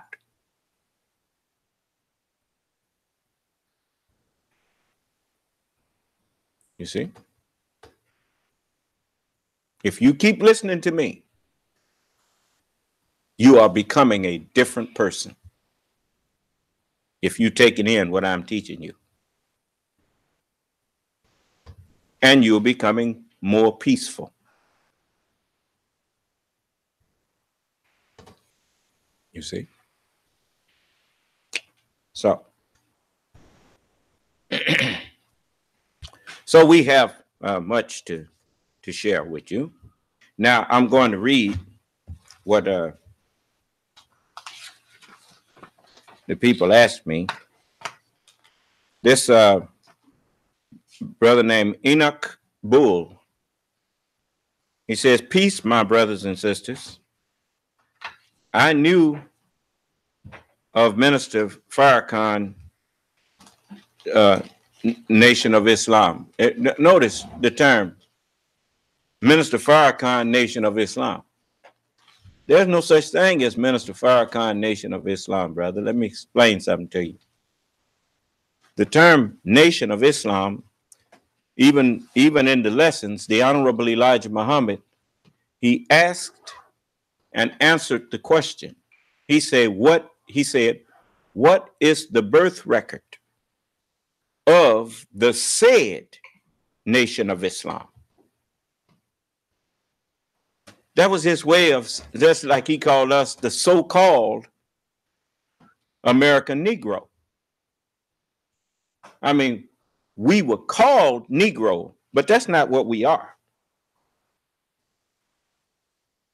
As the messenger was talking to the members of the said Nation of Islam, one day he told them, he said, you are crazy people. He said, you know, you're the most silliest people that ever lived on earth. Do that sound like he thought they was a nation of Islam?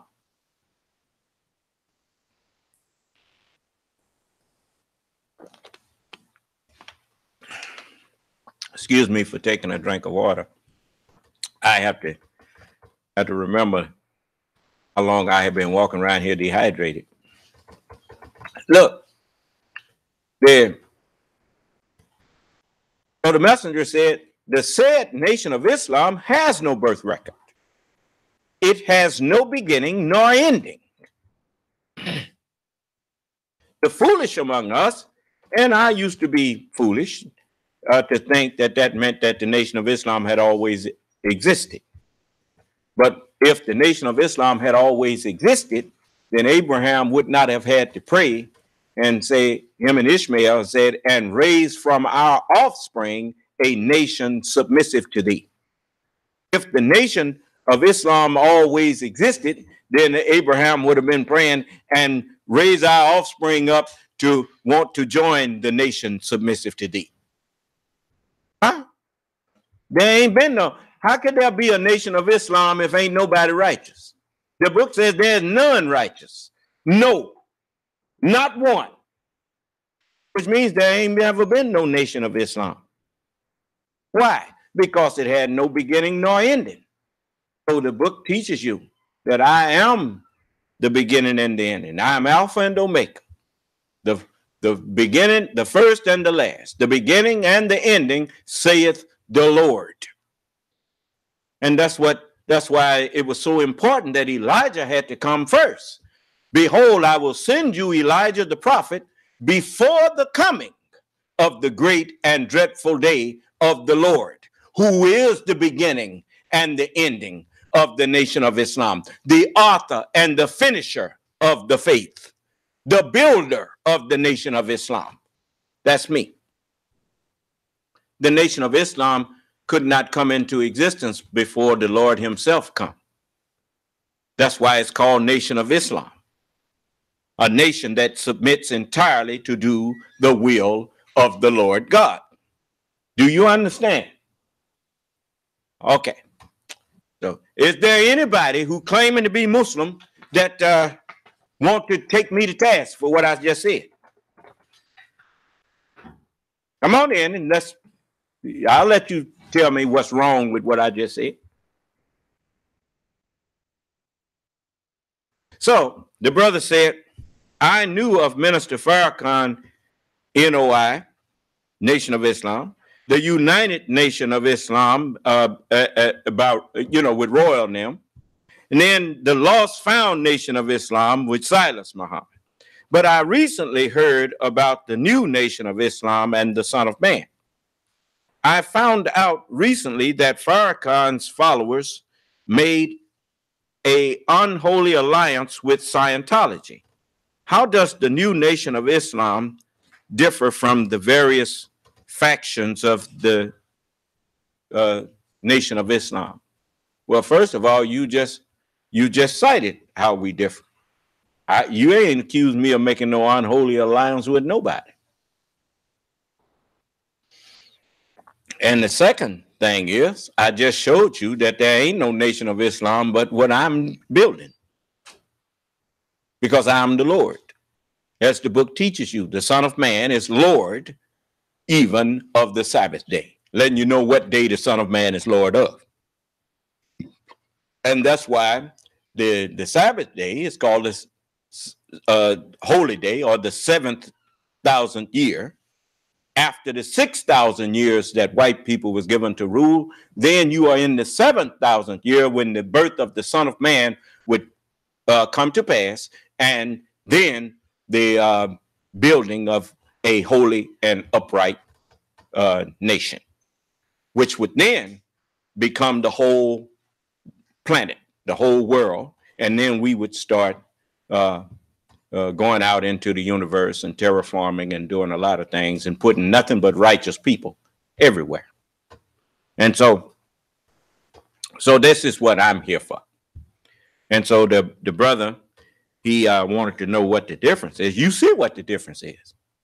He says, How does the new nation of Islam differ from the various factions? Well, I'm the only one standing up talking that ain't nobody from all them other places trying to argue with. Let me see you produce an argument against anything I say. Let me hear it.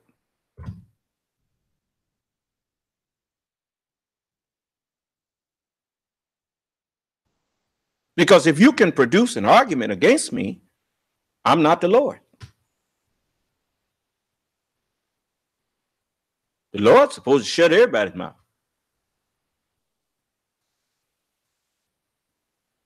In the way of arguing. I think I done that.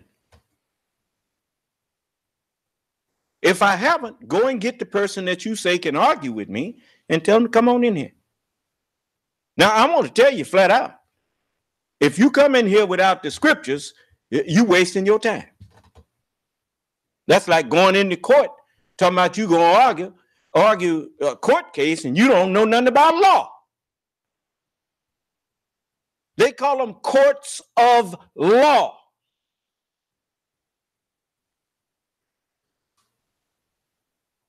This is called a scriptural discussion with the Son of Man.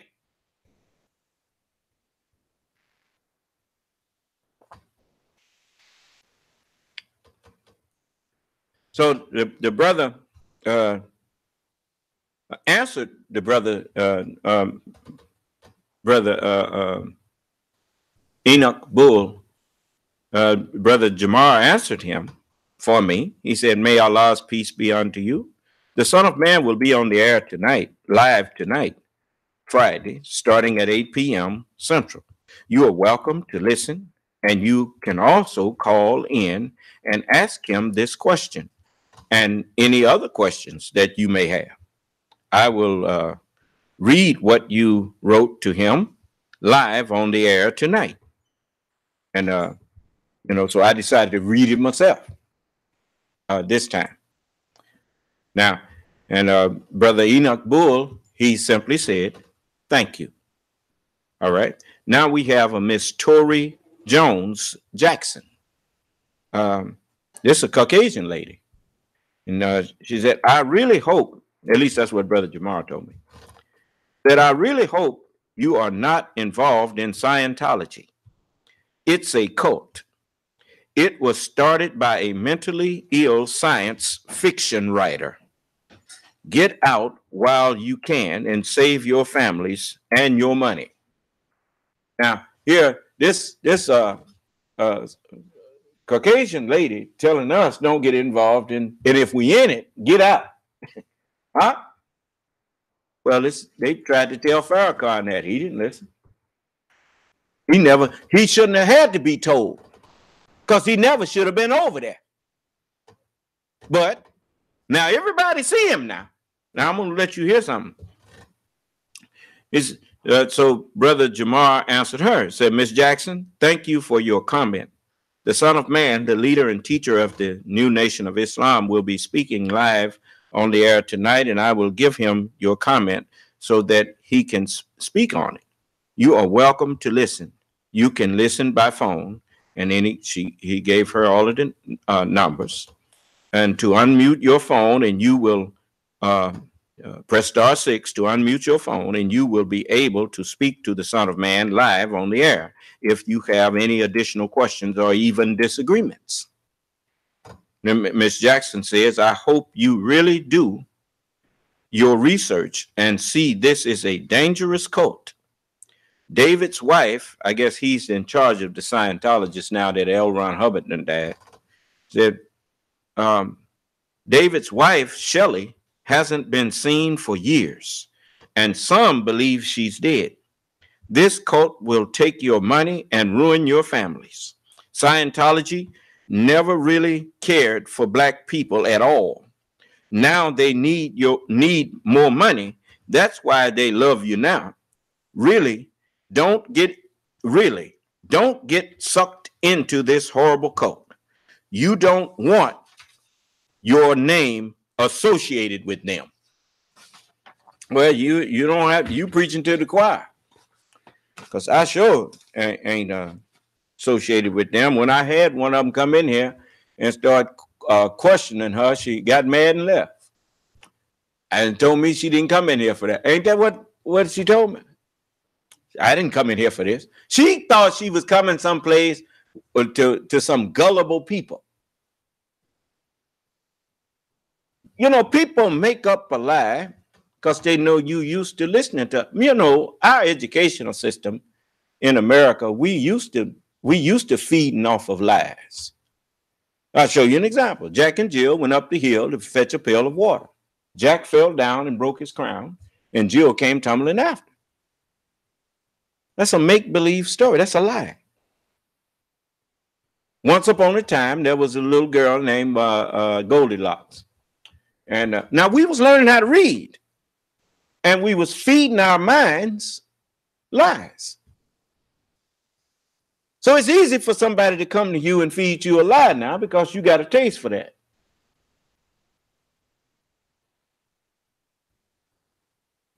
I mean, that's a psychological truth.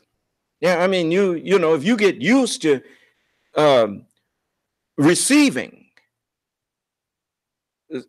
false knowledge, false understanding, fiction, then you get a mental taste or appetite for more fiction. Do you understand?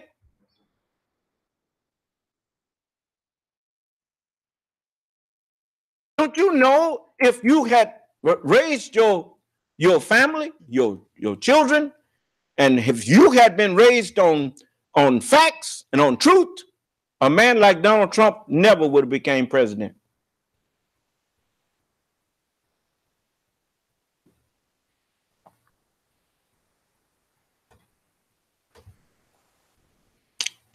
So you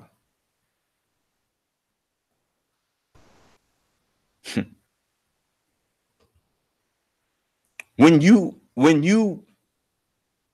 you feed your population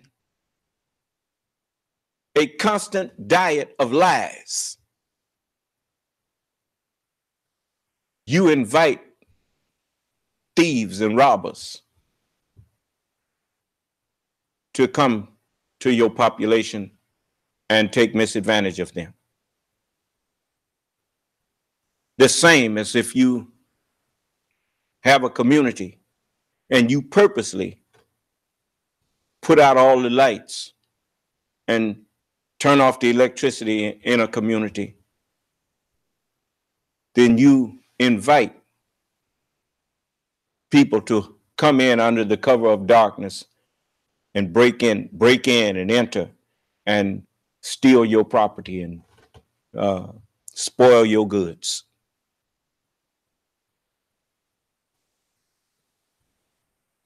The best defense you can put on your people is an enlightened mind.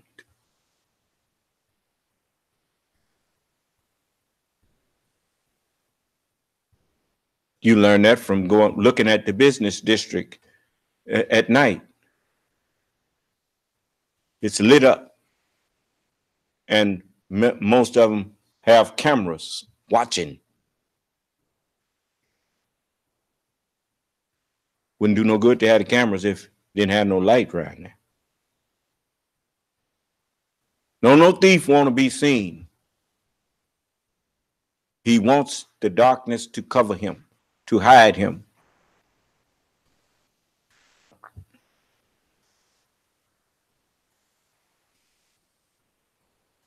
They talking about Paul Ryan. I told you Paul Ryan was a crook.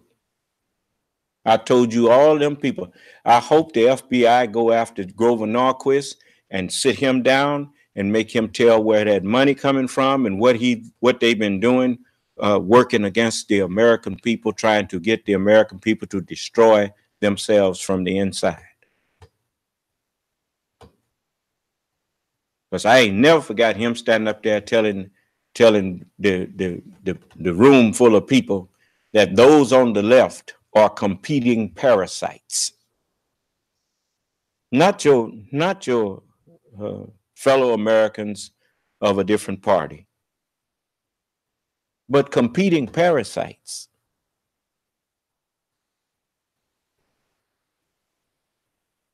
And you let these kind of people get into your political arena, and you wonder why it's all now in a mess, in a shambles. You helped put it like that. You helped make it a shambles by forgetting that you were Americans, by forgetting that you were united in your brotherhood in one country under one flag. And regardless to how much you may disagree with each other's viewpoints, you should never have forgotten that you're the same people.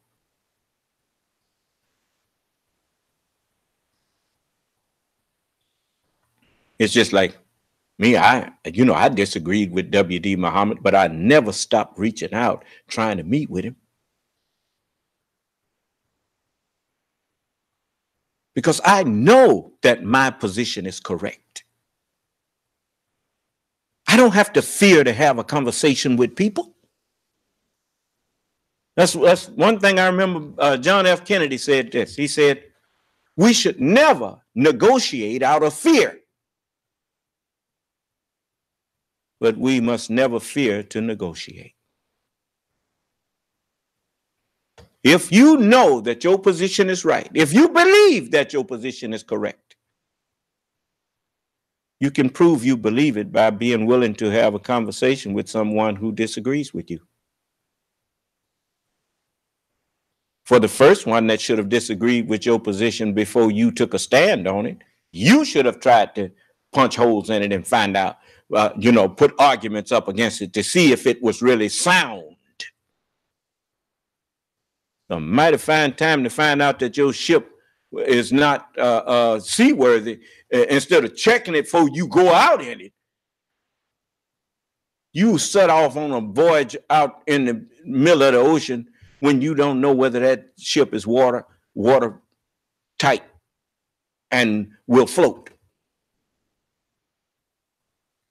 No, I argue with myself.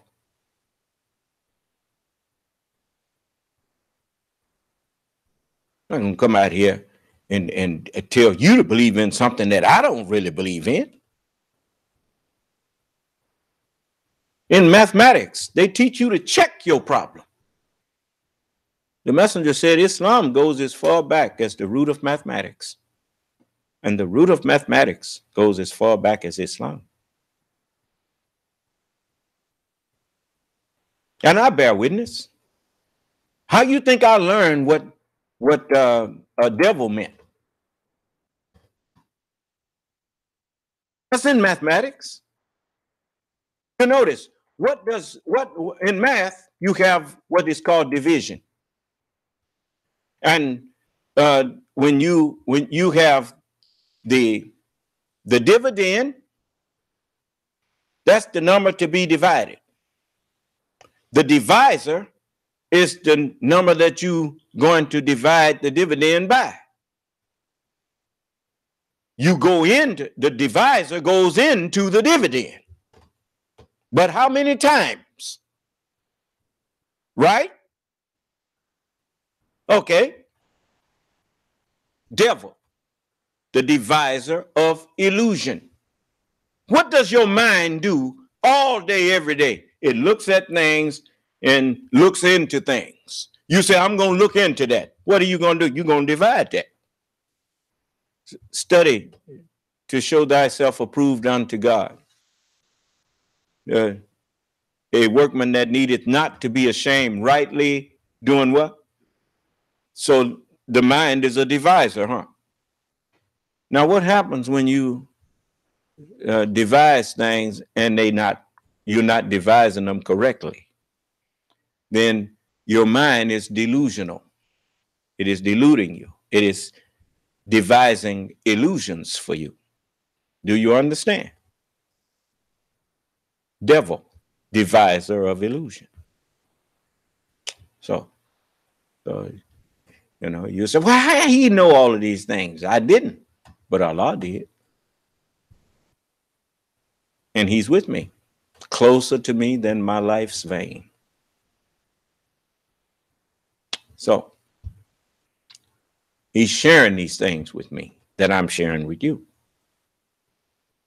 So Allah is the truth. Allah is the King of kings.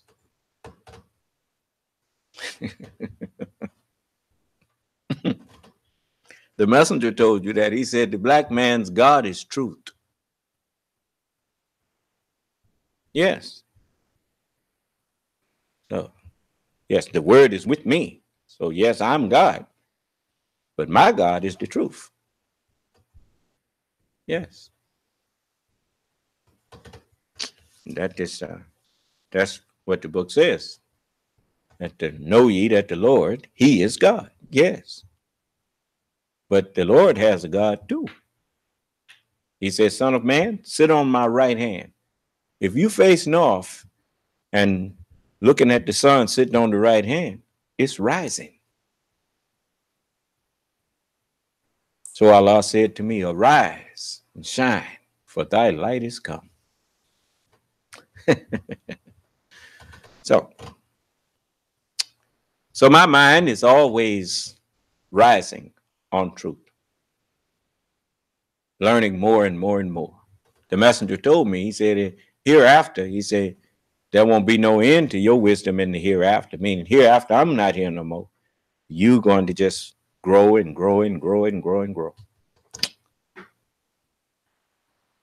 Well, that's what I'm doing. I'm just growing and growing and growing and growing and growing. And the more I grow, that's just another way of saying the more I learn, the more I know that I can share with you. Do you understand? I don't want to take misadvantage of you. I see what that got people. You've lived in a world where those who had knowledge took misadvantage of those who were ignorant. And now they're all being brought down.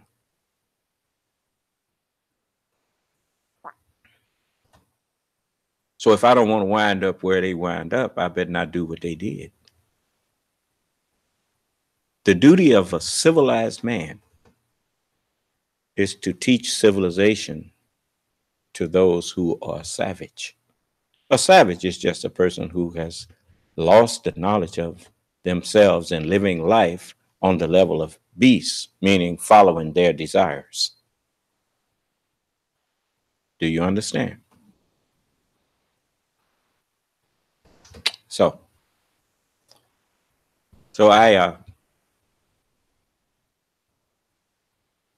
welcome you to ask me questions if you did not understand anything I said. If you disagree with what I said, I would like to hear your argument so that perchance I may have missed out something or left out something that I can either correct you or correct myself, and thank you for bringing it to my attention.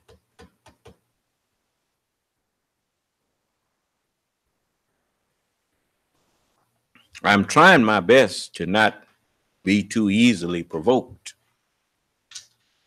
You know, I have to remember that I'm talking to people who don't know what I know. And the messenger gave me an example of that with this preacher that stood up and kind of insulted him. And the messenger just kind of told him, he said, brother, I think you're talking a little ahead of your knowledge. But he stayed calm about it. I only saw him get a little perturbed once with this sister that was asking him questions, called herself testing him. I knew that that's what she called herself doing when she asked him, what is love? What is his idea of love? She wanted him to say, well, God is love. That's what the scriptures say. She called herself giving him a quiz on the Bible. And when he didn't answer like she thought, then her suspicions in her mind her suspicions were well founded. When in actuality, you were told not to try to judge God's messenger. The messenger of God is not put here to be tested by you. He's put here to guide you and to be obeyed by you, not tested. You see. So, the head of every man is Christ. That tell you right there. If you believe in the scriptures, then you know that every messenger of God, even though they went to different nations, they were sent to different nations, but all of them was from the same God, and all of them taught the same principles. To make humanity one, everyone must have the same head.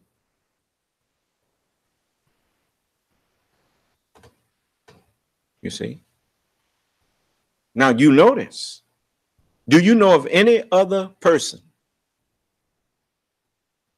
that gets on the air, on the internet and whatnot, and invites any and everyone to come in and argue with them other than me? Who else is doing that? If you know somebody else that's doing it, tell me so I can call in and shut their mouth. Because I know I can shut their mouth. Because I'm the only one who understands the Holy Scriptures. I'm the only one.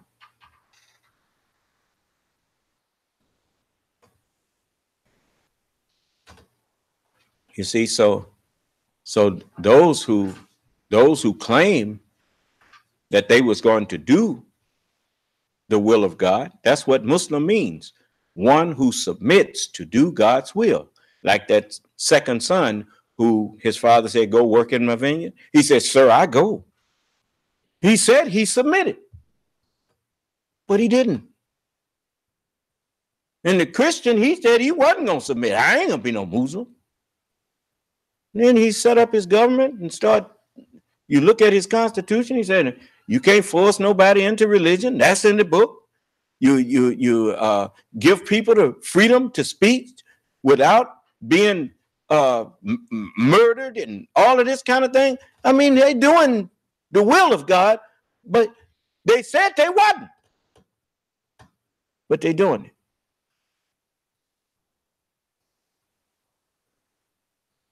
So, just never know, do you?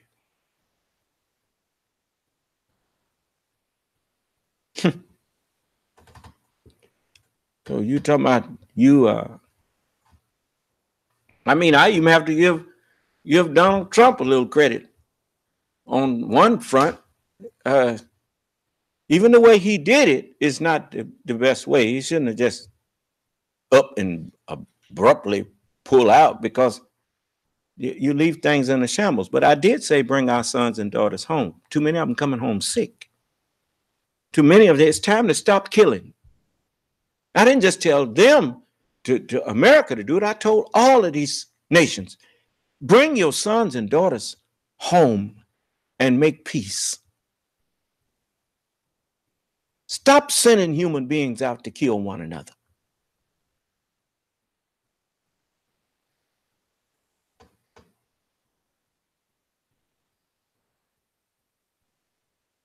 I mean, that's the kind of thing that should have taken place in a general consensus.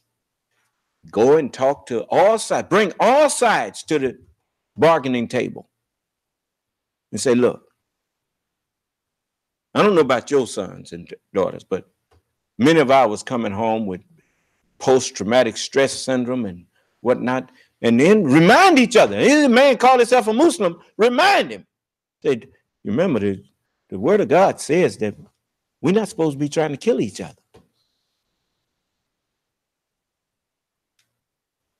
And look, I don't agree with everything you doing, but I know I ain't got no right to take your life. Now, if we can agree to stop trying to take one another's lives, tell you what, You live according to what you feel will bring peace to your nation, and we will do the same with ours.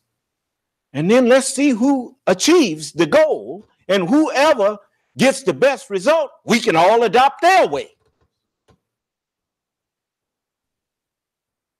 That beats killing off all of our young people.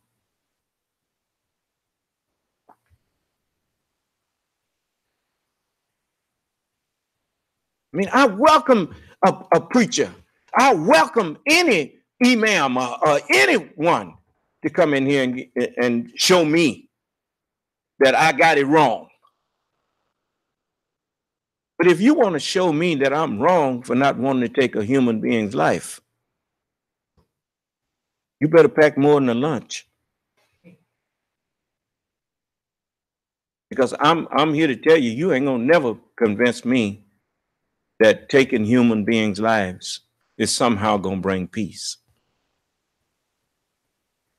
How you gonna bring peace and cause grief at the same time? Don't you know when you take the life of any person, you are fomenting hatred in the hearts of those who love that person?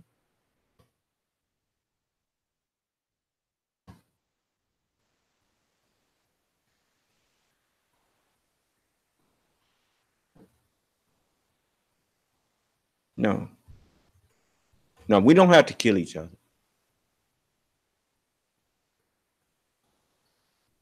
We have to correct one another.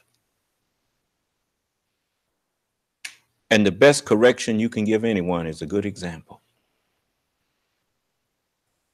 People can misunderstand what you say, but they can't misunderstand what you do. Everybody recognizes a good work, and everybody recognizes evil work. Goodness don't harm nobody. And evil not only harms the victim, it harms the doer.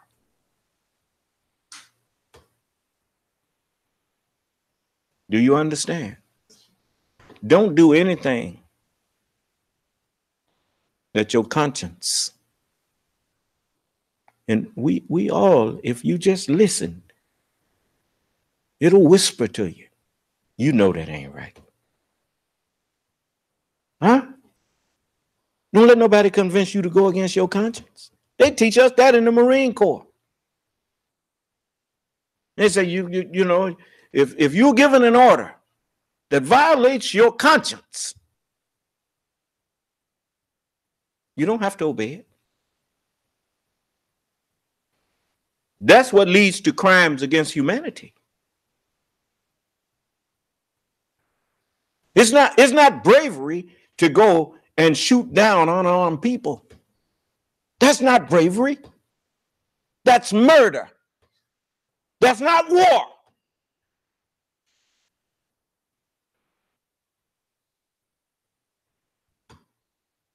And you do it, and I guarantee you, you're going to realize one day that you was more connected to that human being than you thought you were. That's where a lot of that post-traumatic stress comes from. You know what you did to another human being. And somehow, inside of you, you always think that you got it coming.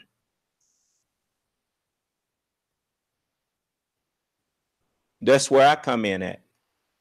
The Son of Man hath power on earth to forgive sins. Do you understand? I can take that off of you by first explaining to you that it actually is not totally your fault.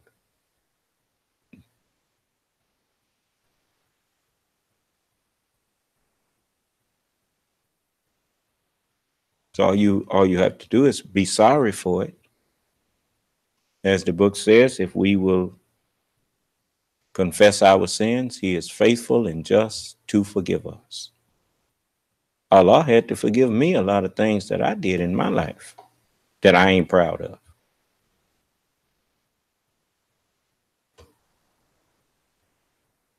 Do you think I got nerve enough to be running around here telling somebody else I can't forgive them? Oh, yes, I can forgive. Certainly can. Take that burden off of you. When you was ignorant, what? You didn't know. Well, now, you know, as the book says, now you are clean through the word that I have spoken. If you believe in me, then I forgive you already. So forgive yourself now. You ain't got to be worrying about it no more. You can't undo it, but you can sure be sorry for it and make sure you don't do it anymore. You understand?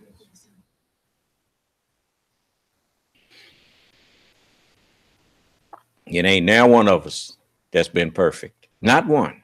There's not a one of us that have not had the sentence of death passed on us, because it's not a one of us that have not sinned. And the wages of sin is what? So if Allah paid us all what his words say, then what happened? Judges do it all the time. It tells them they can throw the book at you. And sometimes the judge will say, no, I tell you what, son, I'm going to suspend that since this is your first time and you didn't really know or whatnot. Don't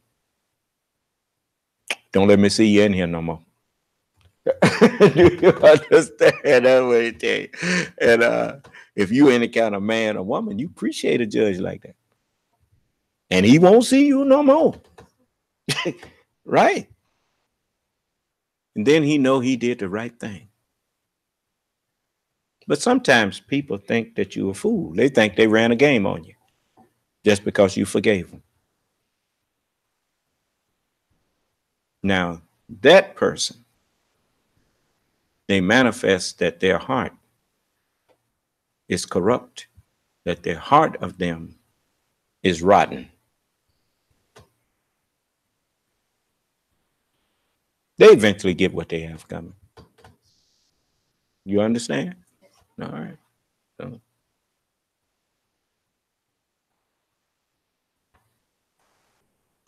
So, you know, I'm speaking now to those who say they believe in Islam. I'm the Mahdi that you said you was waiting on. One who is rightly guided. And until you can show me that I'm not rightly guided, then intelligence would dictate that you would accept the guidance that I'm giving you and obey me. Especially since none of your so-called scholars can argue with me, because they've already been teaching about the coming of the hidden Imam or the coming of the Mahdi. By telling you that a rightly guided one is supposed to come, they have already unwittingly acknowledged that they are not rightly guided.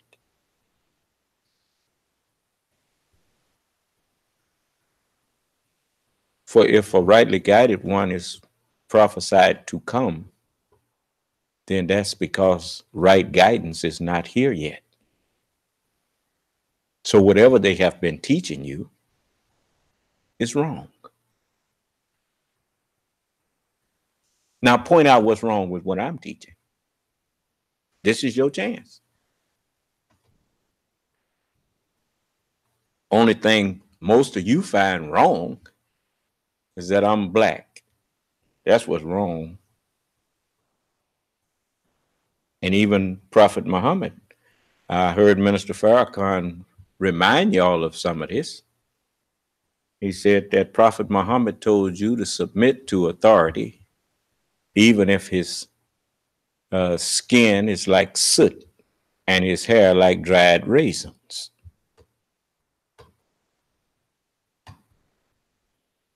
Allah did say he was going to create a black man. That's in the Quran. He told you that. He said, I'm going to create a mortal. That means he's going to raise a mortal. He's going to create a mind inside of this man. Have you heard another mind? Have you been addressed by another man with a mind like I have, that you say you can say you heard all this before?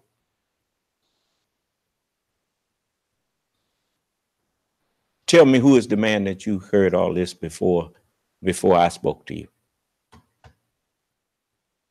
Even the Honorable Elijah Muhammad didn't speak to you with the words I'm speaking. No, he didn't. He told you I was coming. He told you he had a message for me.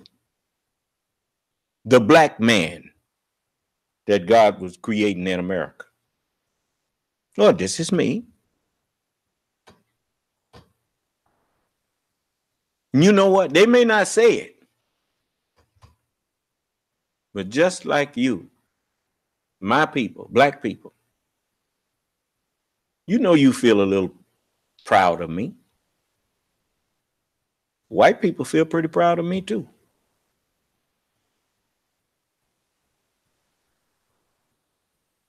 Because they know I'm not trying to rob nobody out of credit for where I learned something from.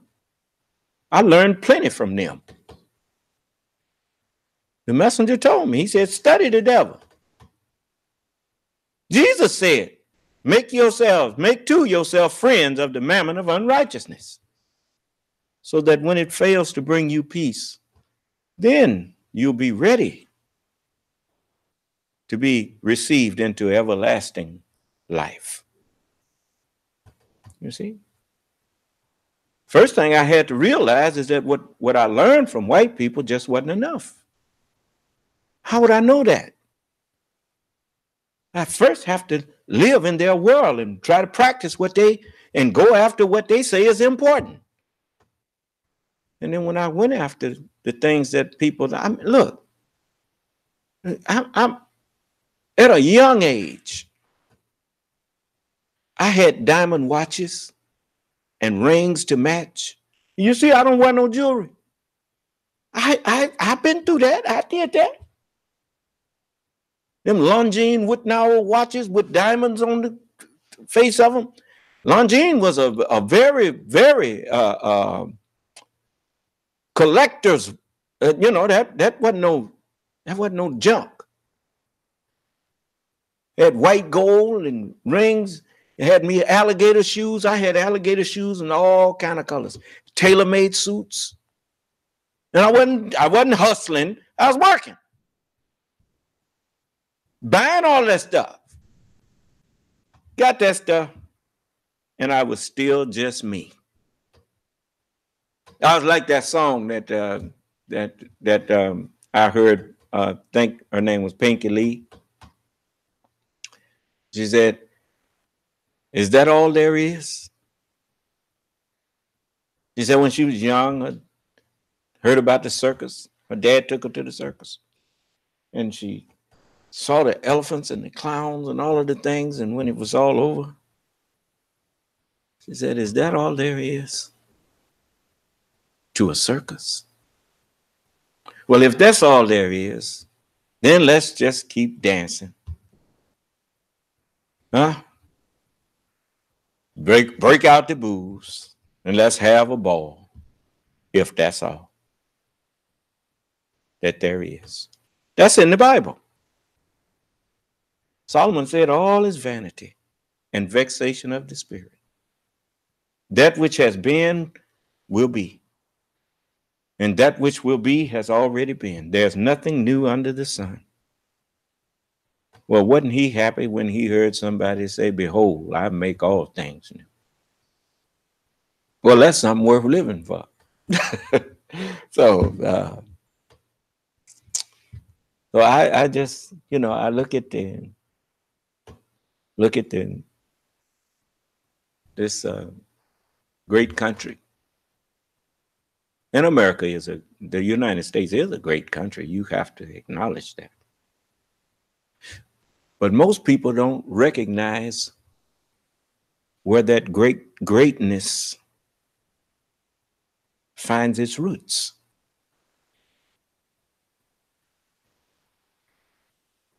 America's greatness is its diversity. You got somebody from every country on the face of the globe that makes up America. It's like all the countries decided to come to America. Well, how's the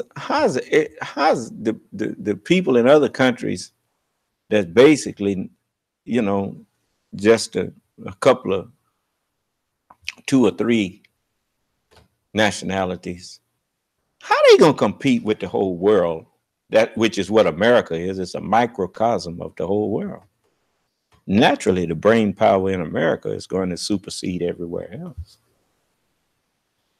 Just to show you what the whole world could be if we united. See, you can't produce no argument against that because we've lived it right here.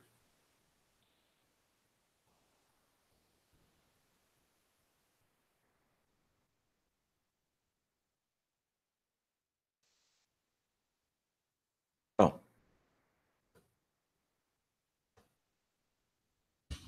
I remember listening to Paul Ryan one day sitting up talking about, well, my father had, hey, he told me, son, you're either going to be part of the problem or part of the solution. Well, you notice he chose to be part of the problem.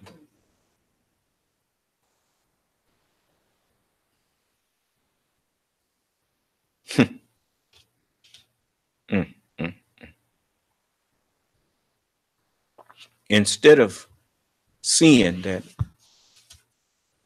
America had made a mistake and elected a man to the office of presidency that is totally unqualified for that office, he went along with all of the missteps, the bad judgment,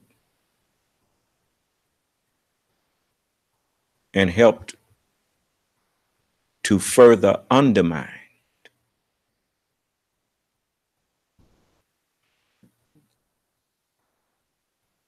the quality of the government of America.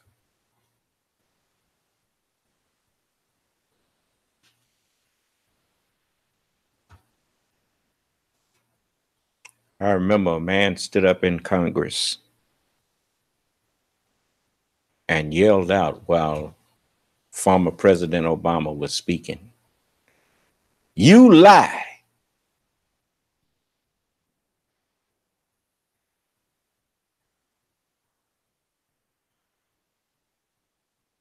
Oh, yeah? And now you got a man occupying the office of president that has did nothing but lie ever since he's been in there. And nobody yelled out, "You lie."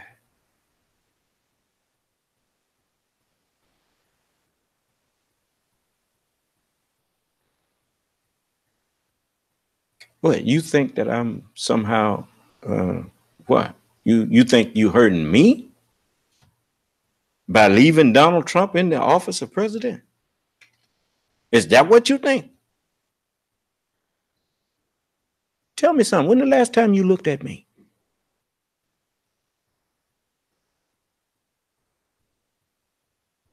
Do it look to you like I'm depending on Donald Trump to take care of me? You didn't see me cozying up to him and these other people that he paid off, Don King and all these people. You don't see me, these preachers that got up there and took the money, and obviously they took money. You know, you don't think $30 million just all went to advertising? A lot of the stations that he was being owned, and the advertisement that was on there, the people who support him own the station. So I mean, I know what they don't take much to bribe a backwater preacher.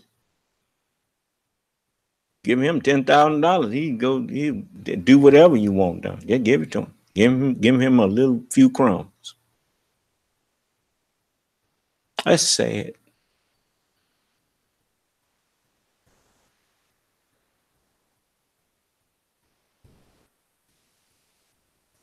I would not help you undermine anybody's. I'm not going to purposely help you undermine the government of a country that I don't see nothing equal to.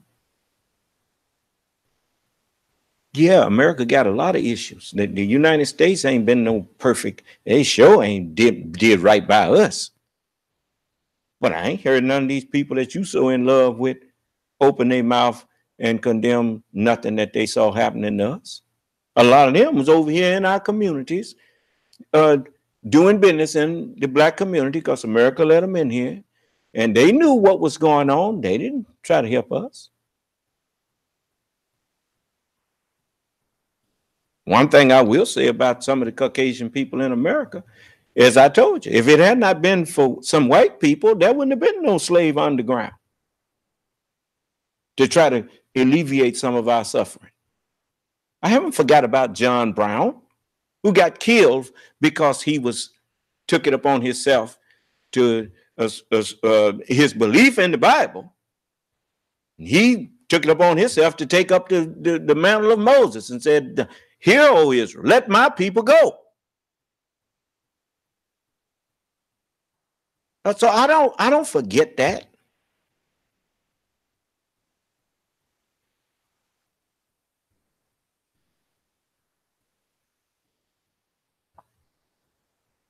I know there's been a lot of low-down white people.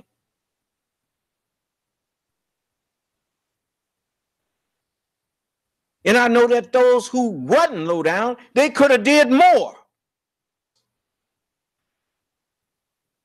And I wish they had did more. But I'm certainly not going to say they didn't try to do nothing. Because they did. Even when, I mean, can you imagine what a job was done on us when Sojourner Truth had to threaten to kill a black man to get him to just leave? He's just that scared. Had become completely mastered by fear.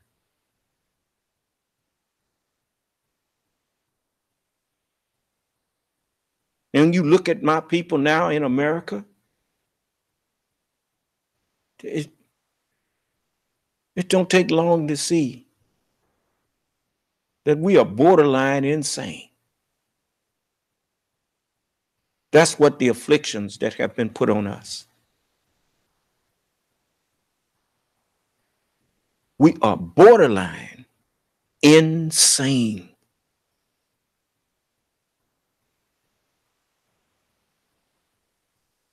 How you know? You can tell us what's wrong with us. We will repeat it. And yet we won't get up and unite and do something about it because we just that sick.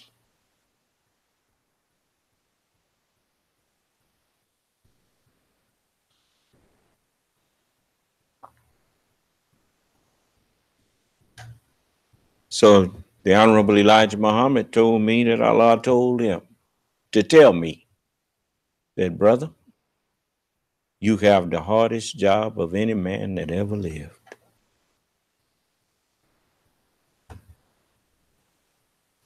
And I bear witness. Even the good you see me trying to do for you, you refuse to help me. and you see that it's good. You're mad at me for introducing myself.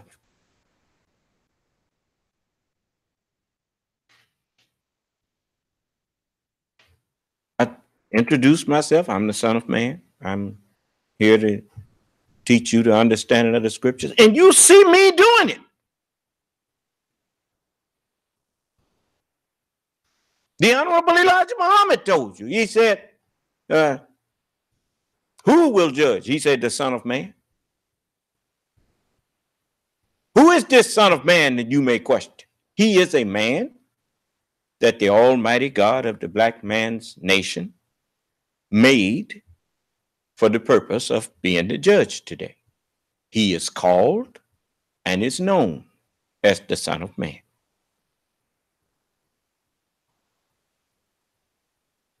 Then when I reason with you about it, when was Master Farad Muhammad ever called and known as the Son of Man? When the Honorable Elijah Muhammad told him, he said, I know who you are. You're that Son of Man that the world have been expecting. And Master Farad Muhammad looked at him and gave him a kind of stern look and then leaned over to his ear and told him, he said, yes. He said, but who knows that? And don't you tell anyone until after I'm gone. The Honorable Elijah Muhammad, he said that it is not that Allah, God, would remain among us in person. Master Farad Muhammad didn't remain among us in person. He left.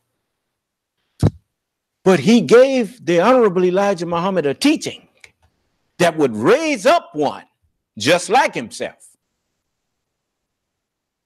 He said, but he raises up one just like himself, having the same idea, meaning having the same mind. That's me. And the scripture says, in the midst of the 7 golden candlesticks, there stood one like unto the Son of Man. That's talking about me.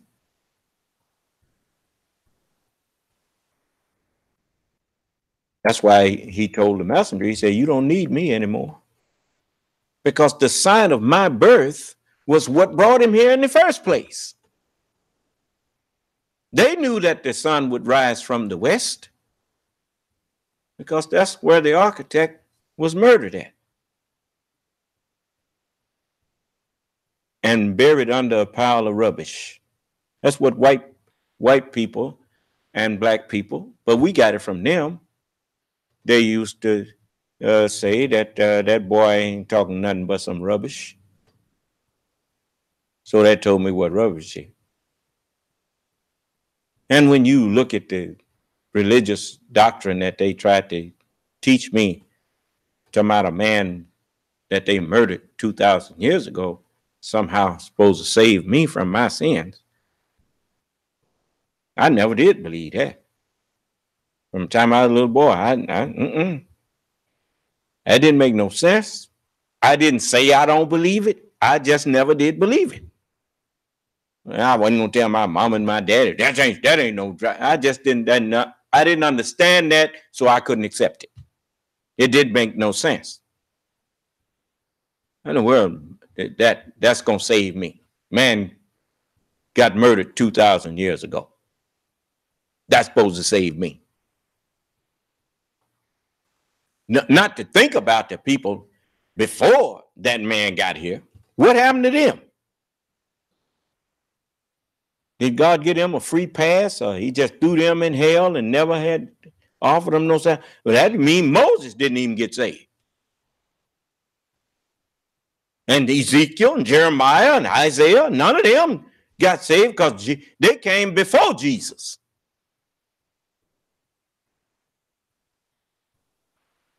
So you don't know what you're talking about. A pile of rubbish. That's what they buried us under.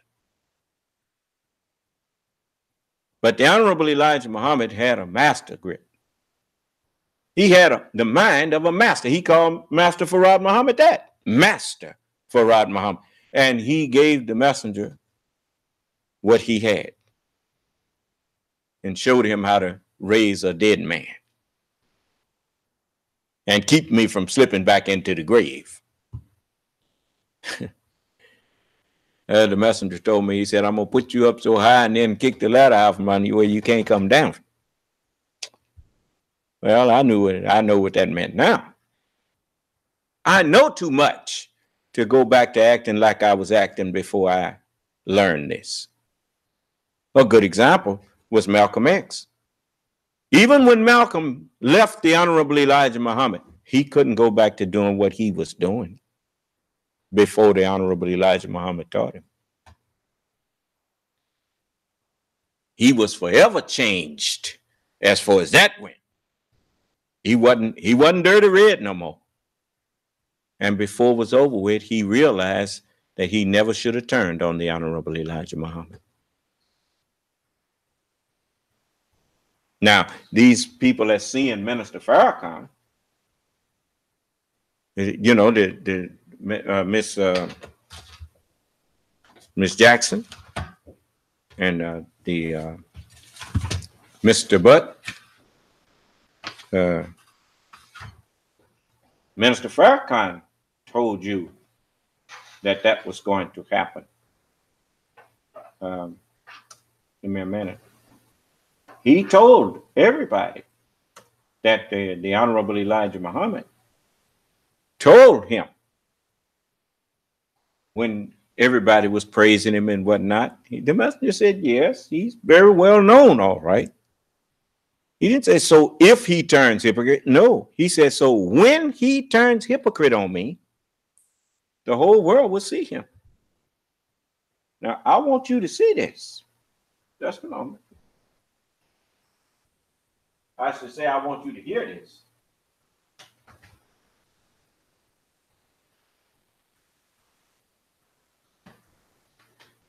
Now, I want you to hear this so that you don't later on talk about, you know, I mean, Minister Farrakhan, he gave me this here, to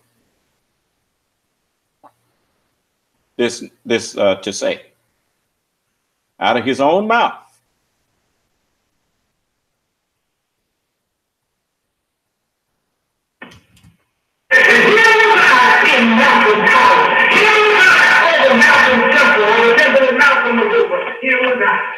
In the city that honored New York. And then my trouble began. Because the same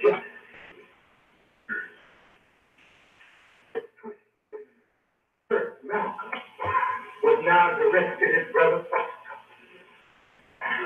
The more I became popular, the more intense was the envy and the vicious talk about this brother among my peers. There wasn't a city I went into that I didn't hear what my brothers were saying against me, about me. While I was 18 hours a day for the cause of Islam and denied my wife and my children a father for a cause that I believe in. So Malcolm's enemies did become mine. But here's where Brother Farrakhan made a mistake. I succumbed to a seed. And I too began to foolishly say, and wonder, is my teacher jealous of me? Now that's where you have to put a pin in it and ask yourself, why would he think that his teacher was jealous of him? Why would he think that the Honorable Elijah Muhammad was jealous of him?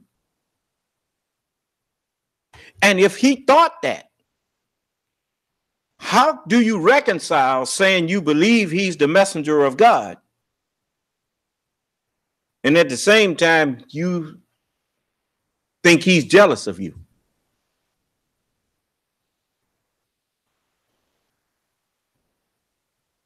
Does that go together? Huh? You believe that this is God's messenger, and you believe he's jealous of you? No. See, when he said that, he told me that he had stopped believing in the messenger. But that's the only way he could have the thought that his teacher was jealous of him. He had deceived himself. He had deceived himself into thinking that he understood the scriptures better than the Honorable Elijah Muhammad, and that he, in his mind, was better guided. Now, watch this.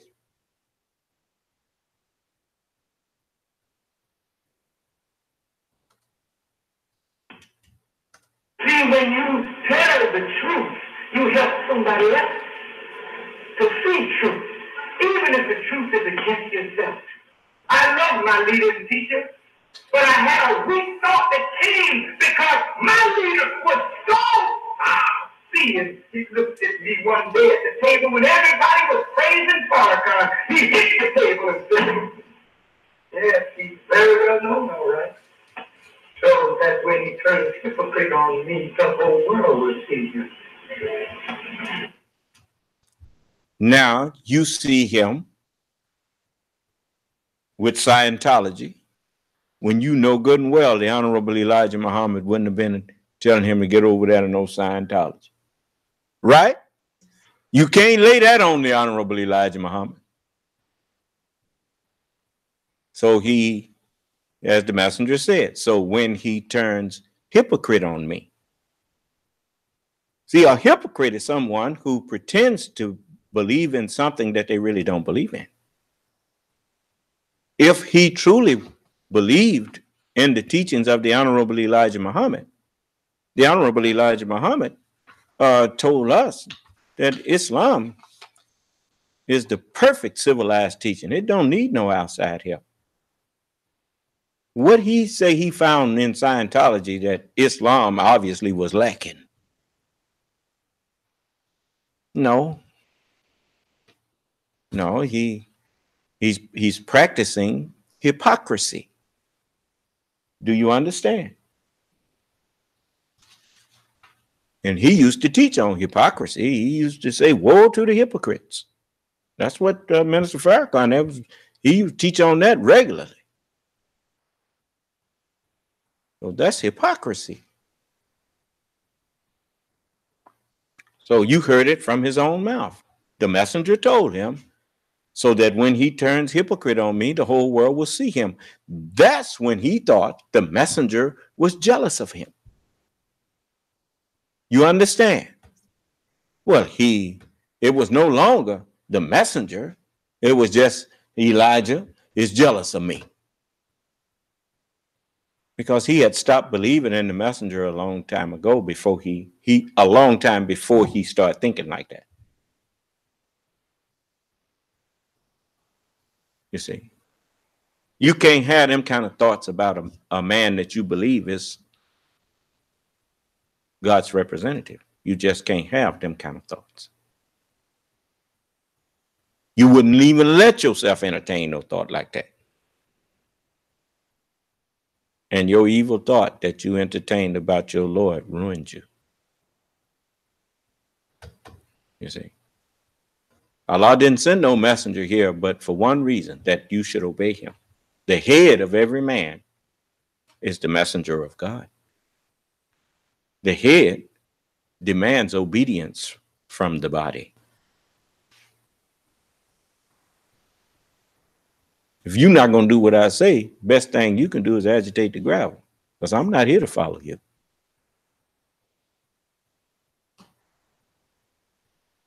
So, anyway, I thought I would let you hear that.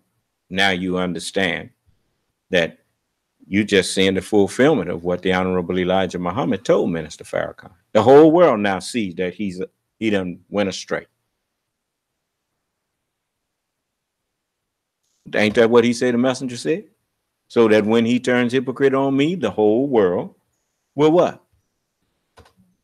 And the internet didn't even exist at that time. But now you see it on the World Wide Web. The whole world will see him. The whole world saw that 1 million man march. You ain't never heard of no Muslims taking part in no march. March to Washington for what? The messenger didn't teach us to march. He taught us to unite with our own kind and pool our resources and do for ourselves. He didn't say go march. In that same lecture, Minister Farrakhan said, don't organize black people to march, organize black people to build. I took his advice.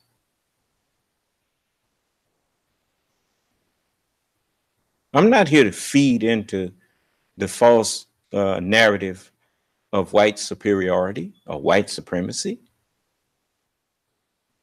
What you look like, what we look like, our children watching their fathers go marching up begging white people to give them something. White people got too much pride in themselves to let their children see them begging you for something.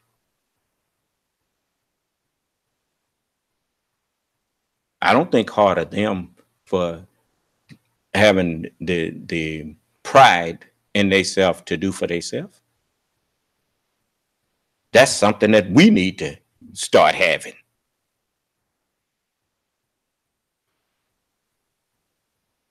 How can he respect you as his equal and you there begging him? You're not his equal if you got to beg him. And he knows that.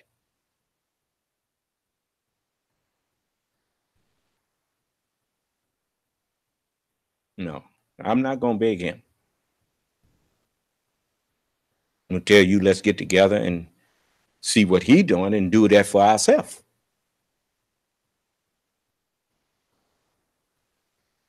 That will help us to have self-respect.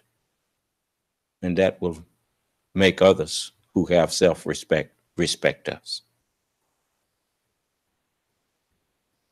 Did someone unmute their phone wanting to say something? I didn't hear you. Just for a brief minute, sir, but you're gone. Okay. So we have a comment from Mel Casey. Yes, sir, Mr. Casey. And he says, you're right. I left Farrakhan's NOI due to the hypocrisy. Well, it's a lot of people that, look, if I want to, it's just like when I joined the Nation of Islam. If it hadn't been for the Honorable Elijah Muhammad, I probably wouldn't have stayed in it. But I knew that every time the Muhammad Speaks came out, I read the center page because that was his name. And he wasn't telling nothing but the truth. And when I heard the ministers speaking, they was just speaking his words. And so the foolishness that I saw, I said, well, if the messenger can put up with it, I can put up with it. But when the messenger wasn't here no more, and these ministers started going off and tripping, that was my cue. Okay.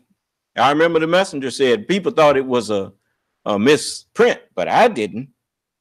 He said, have patience, my poor followers. Release is in sight. Release. He didn't say relief. He said release. And once the messenger wasn't there no more, then they couldn't do things in his name and sign his name to it and all that kind of thing. And I wasn't going to be part of this stuff about you now want me to pledge my allegiance to somebody else. I couldn't do that. And I wasn't going to do that. These people wasn't God's messengers. The Honorable Elijah Muhammad was God's messenger. And that's who I gave my allegiance to. And when he wasn't there no more, it finally dawned on me that he wasn't there because he had been properly relieved by me. I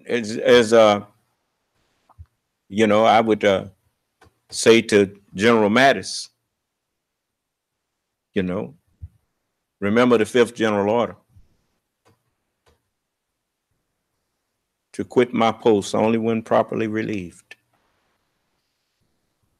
I know sometimes things get rough, man. I just hope the Congress do their job. I really do. For the sake of the decent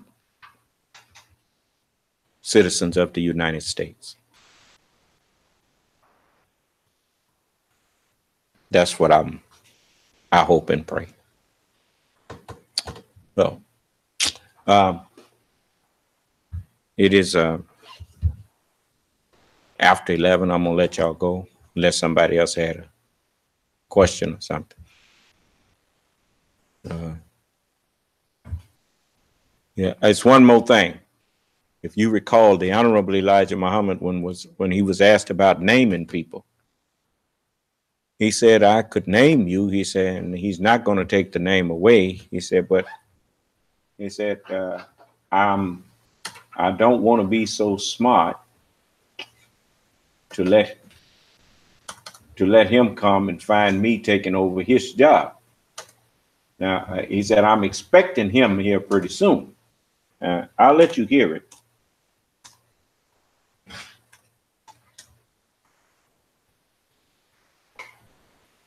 If I can find it. Just a moment. Sometimes I don't spell things right, and if you don't spell it right, the computer ain't gonna get it. So here it is.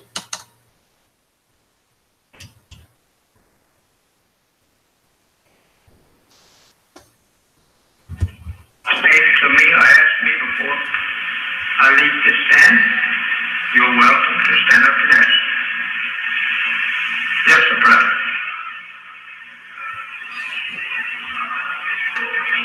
I think, brother, you better come up close.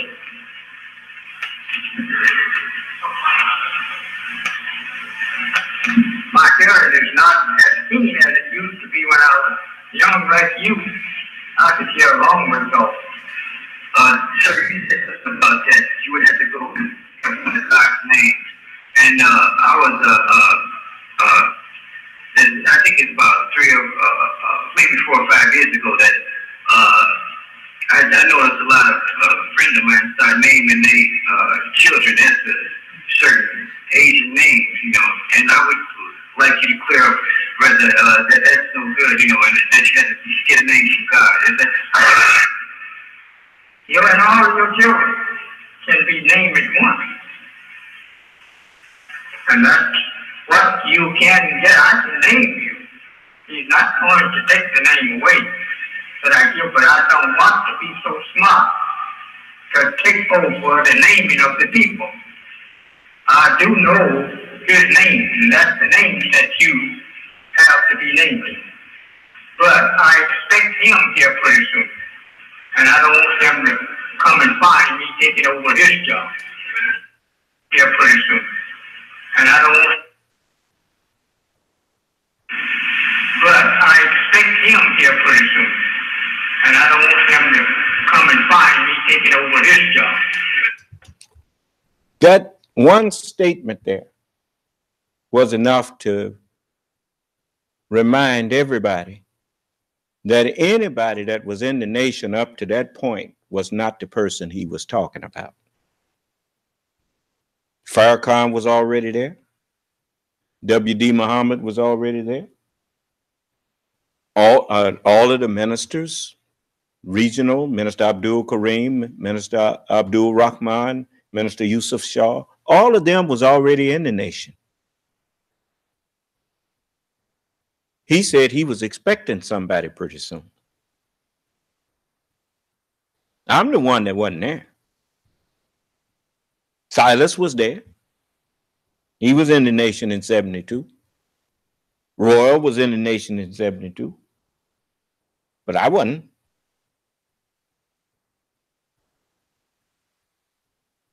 But about 2 or 3 months after he said that, he said that around in September. And in around the end of November and December, when they was getting ready for Savior's Day, in January, That's when I came into and joined and went to Savior's Day. And that's when he said, go out wherever you may go and tell others of your kind that the Savior has arrived. That's what he said. And I can show you that. And then I'm going to let you go. But I'm not a person who sit up and make up a lie to tell you.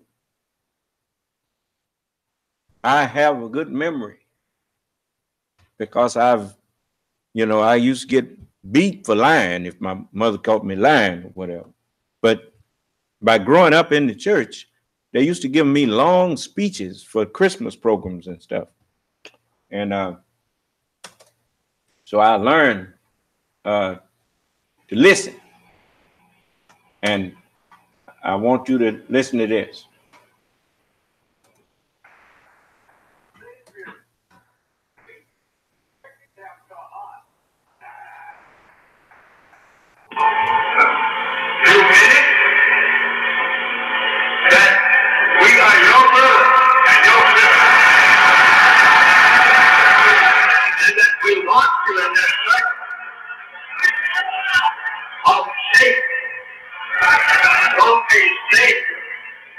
That is willing to save you and me. Thanks to Master God Muhammad, Almighty God, for coming to save you and me. And the word that you have heard of him, please take them to heart. Go forth wherever you may go. And tell others of your heart that the Savior have arrived. That's what he told them. And I was standing up outside. I didn't hear none of that. But I was standing up outside. And he even mentioned, he said, we got about, I'm told there's about 2,000 people on the outside. Yeah. But he felt my presence. And he knew that it was time. So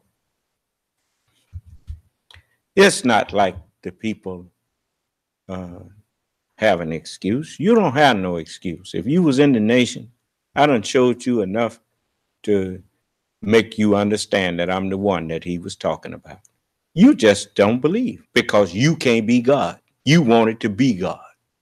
You didn't want to serve God. You wanted to be God. You see? And now that you found out that, yes, we are all gods, but we ain't all the head. The scripture teach you that every man is the body of God. You part of the body of God. Period. Just like every member of your body is a part of you.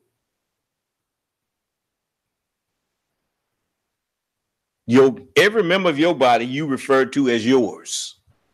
Is that right? My big toe, my toenail, my little finger. Right? The earth is the Lord's, the fullness thereof, the world, and they that dwell therein. My people. Do you understand? Okay. Everybody belong to me. Yeah, you don't like that. Well, that's neither here nor there. You can't do nothing about it. You're going to either serve me or you're not going to be here.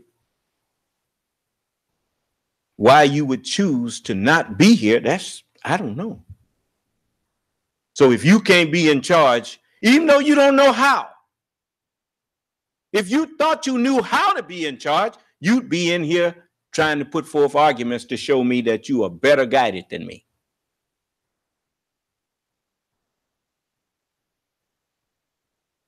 And since you know you're not better guided than me, why not accept my guidance?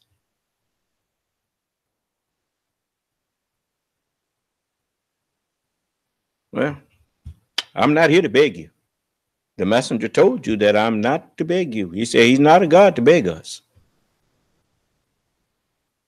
No, I'm not here to beg you. Doing too much, offering you too much to be begging you. You ain't got sense enough to accept my offer, then you don't belong with me. I don't want no stupid people with me. No. No, I'm not stupid. And so, you know, you can't follow me if you want to be stupid. Okay.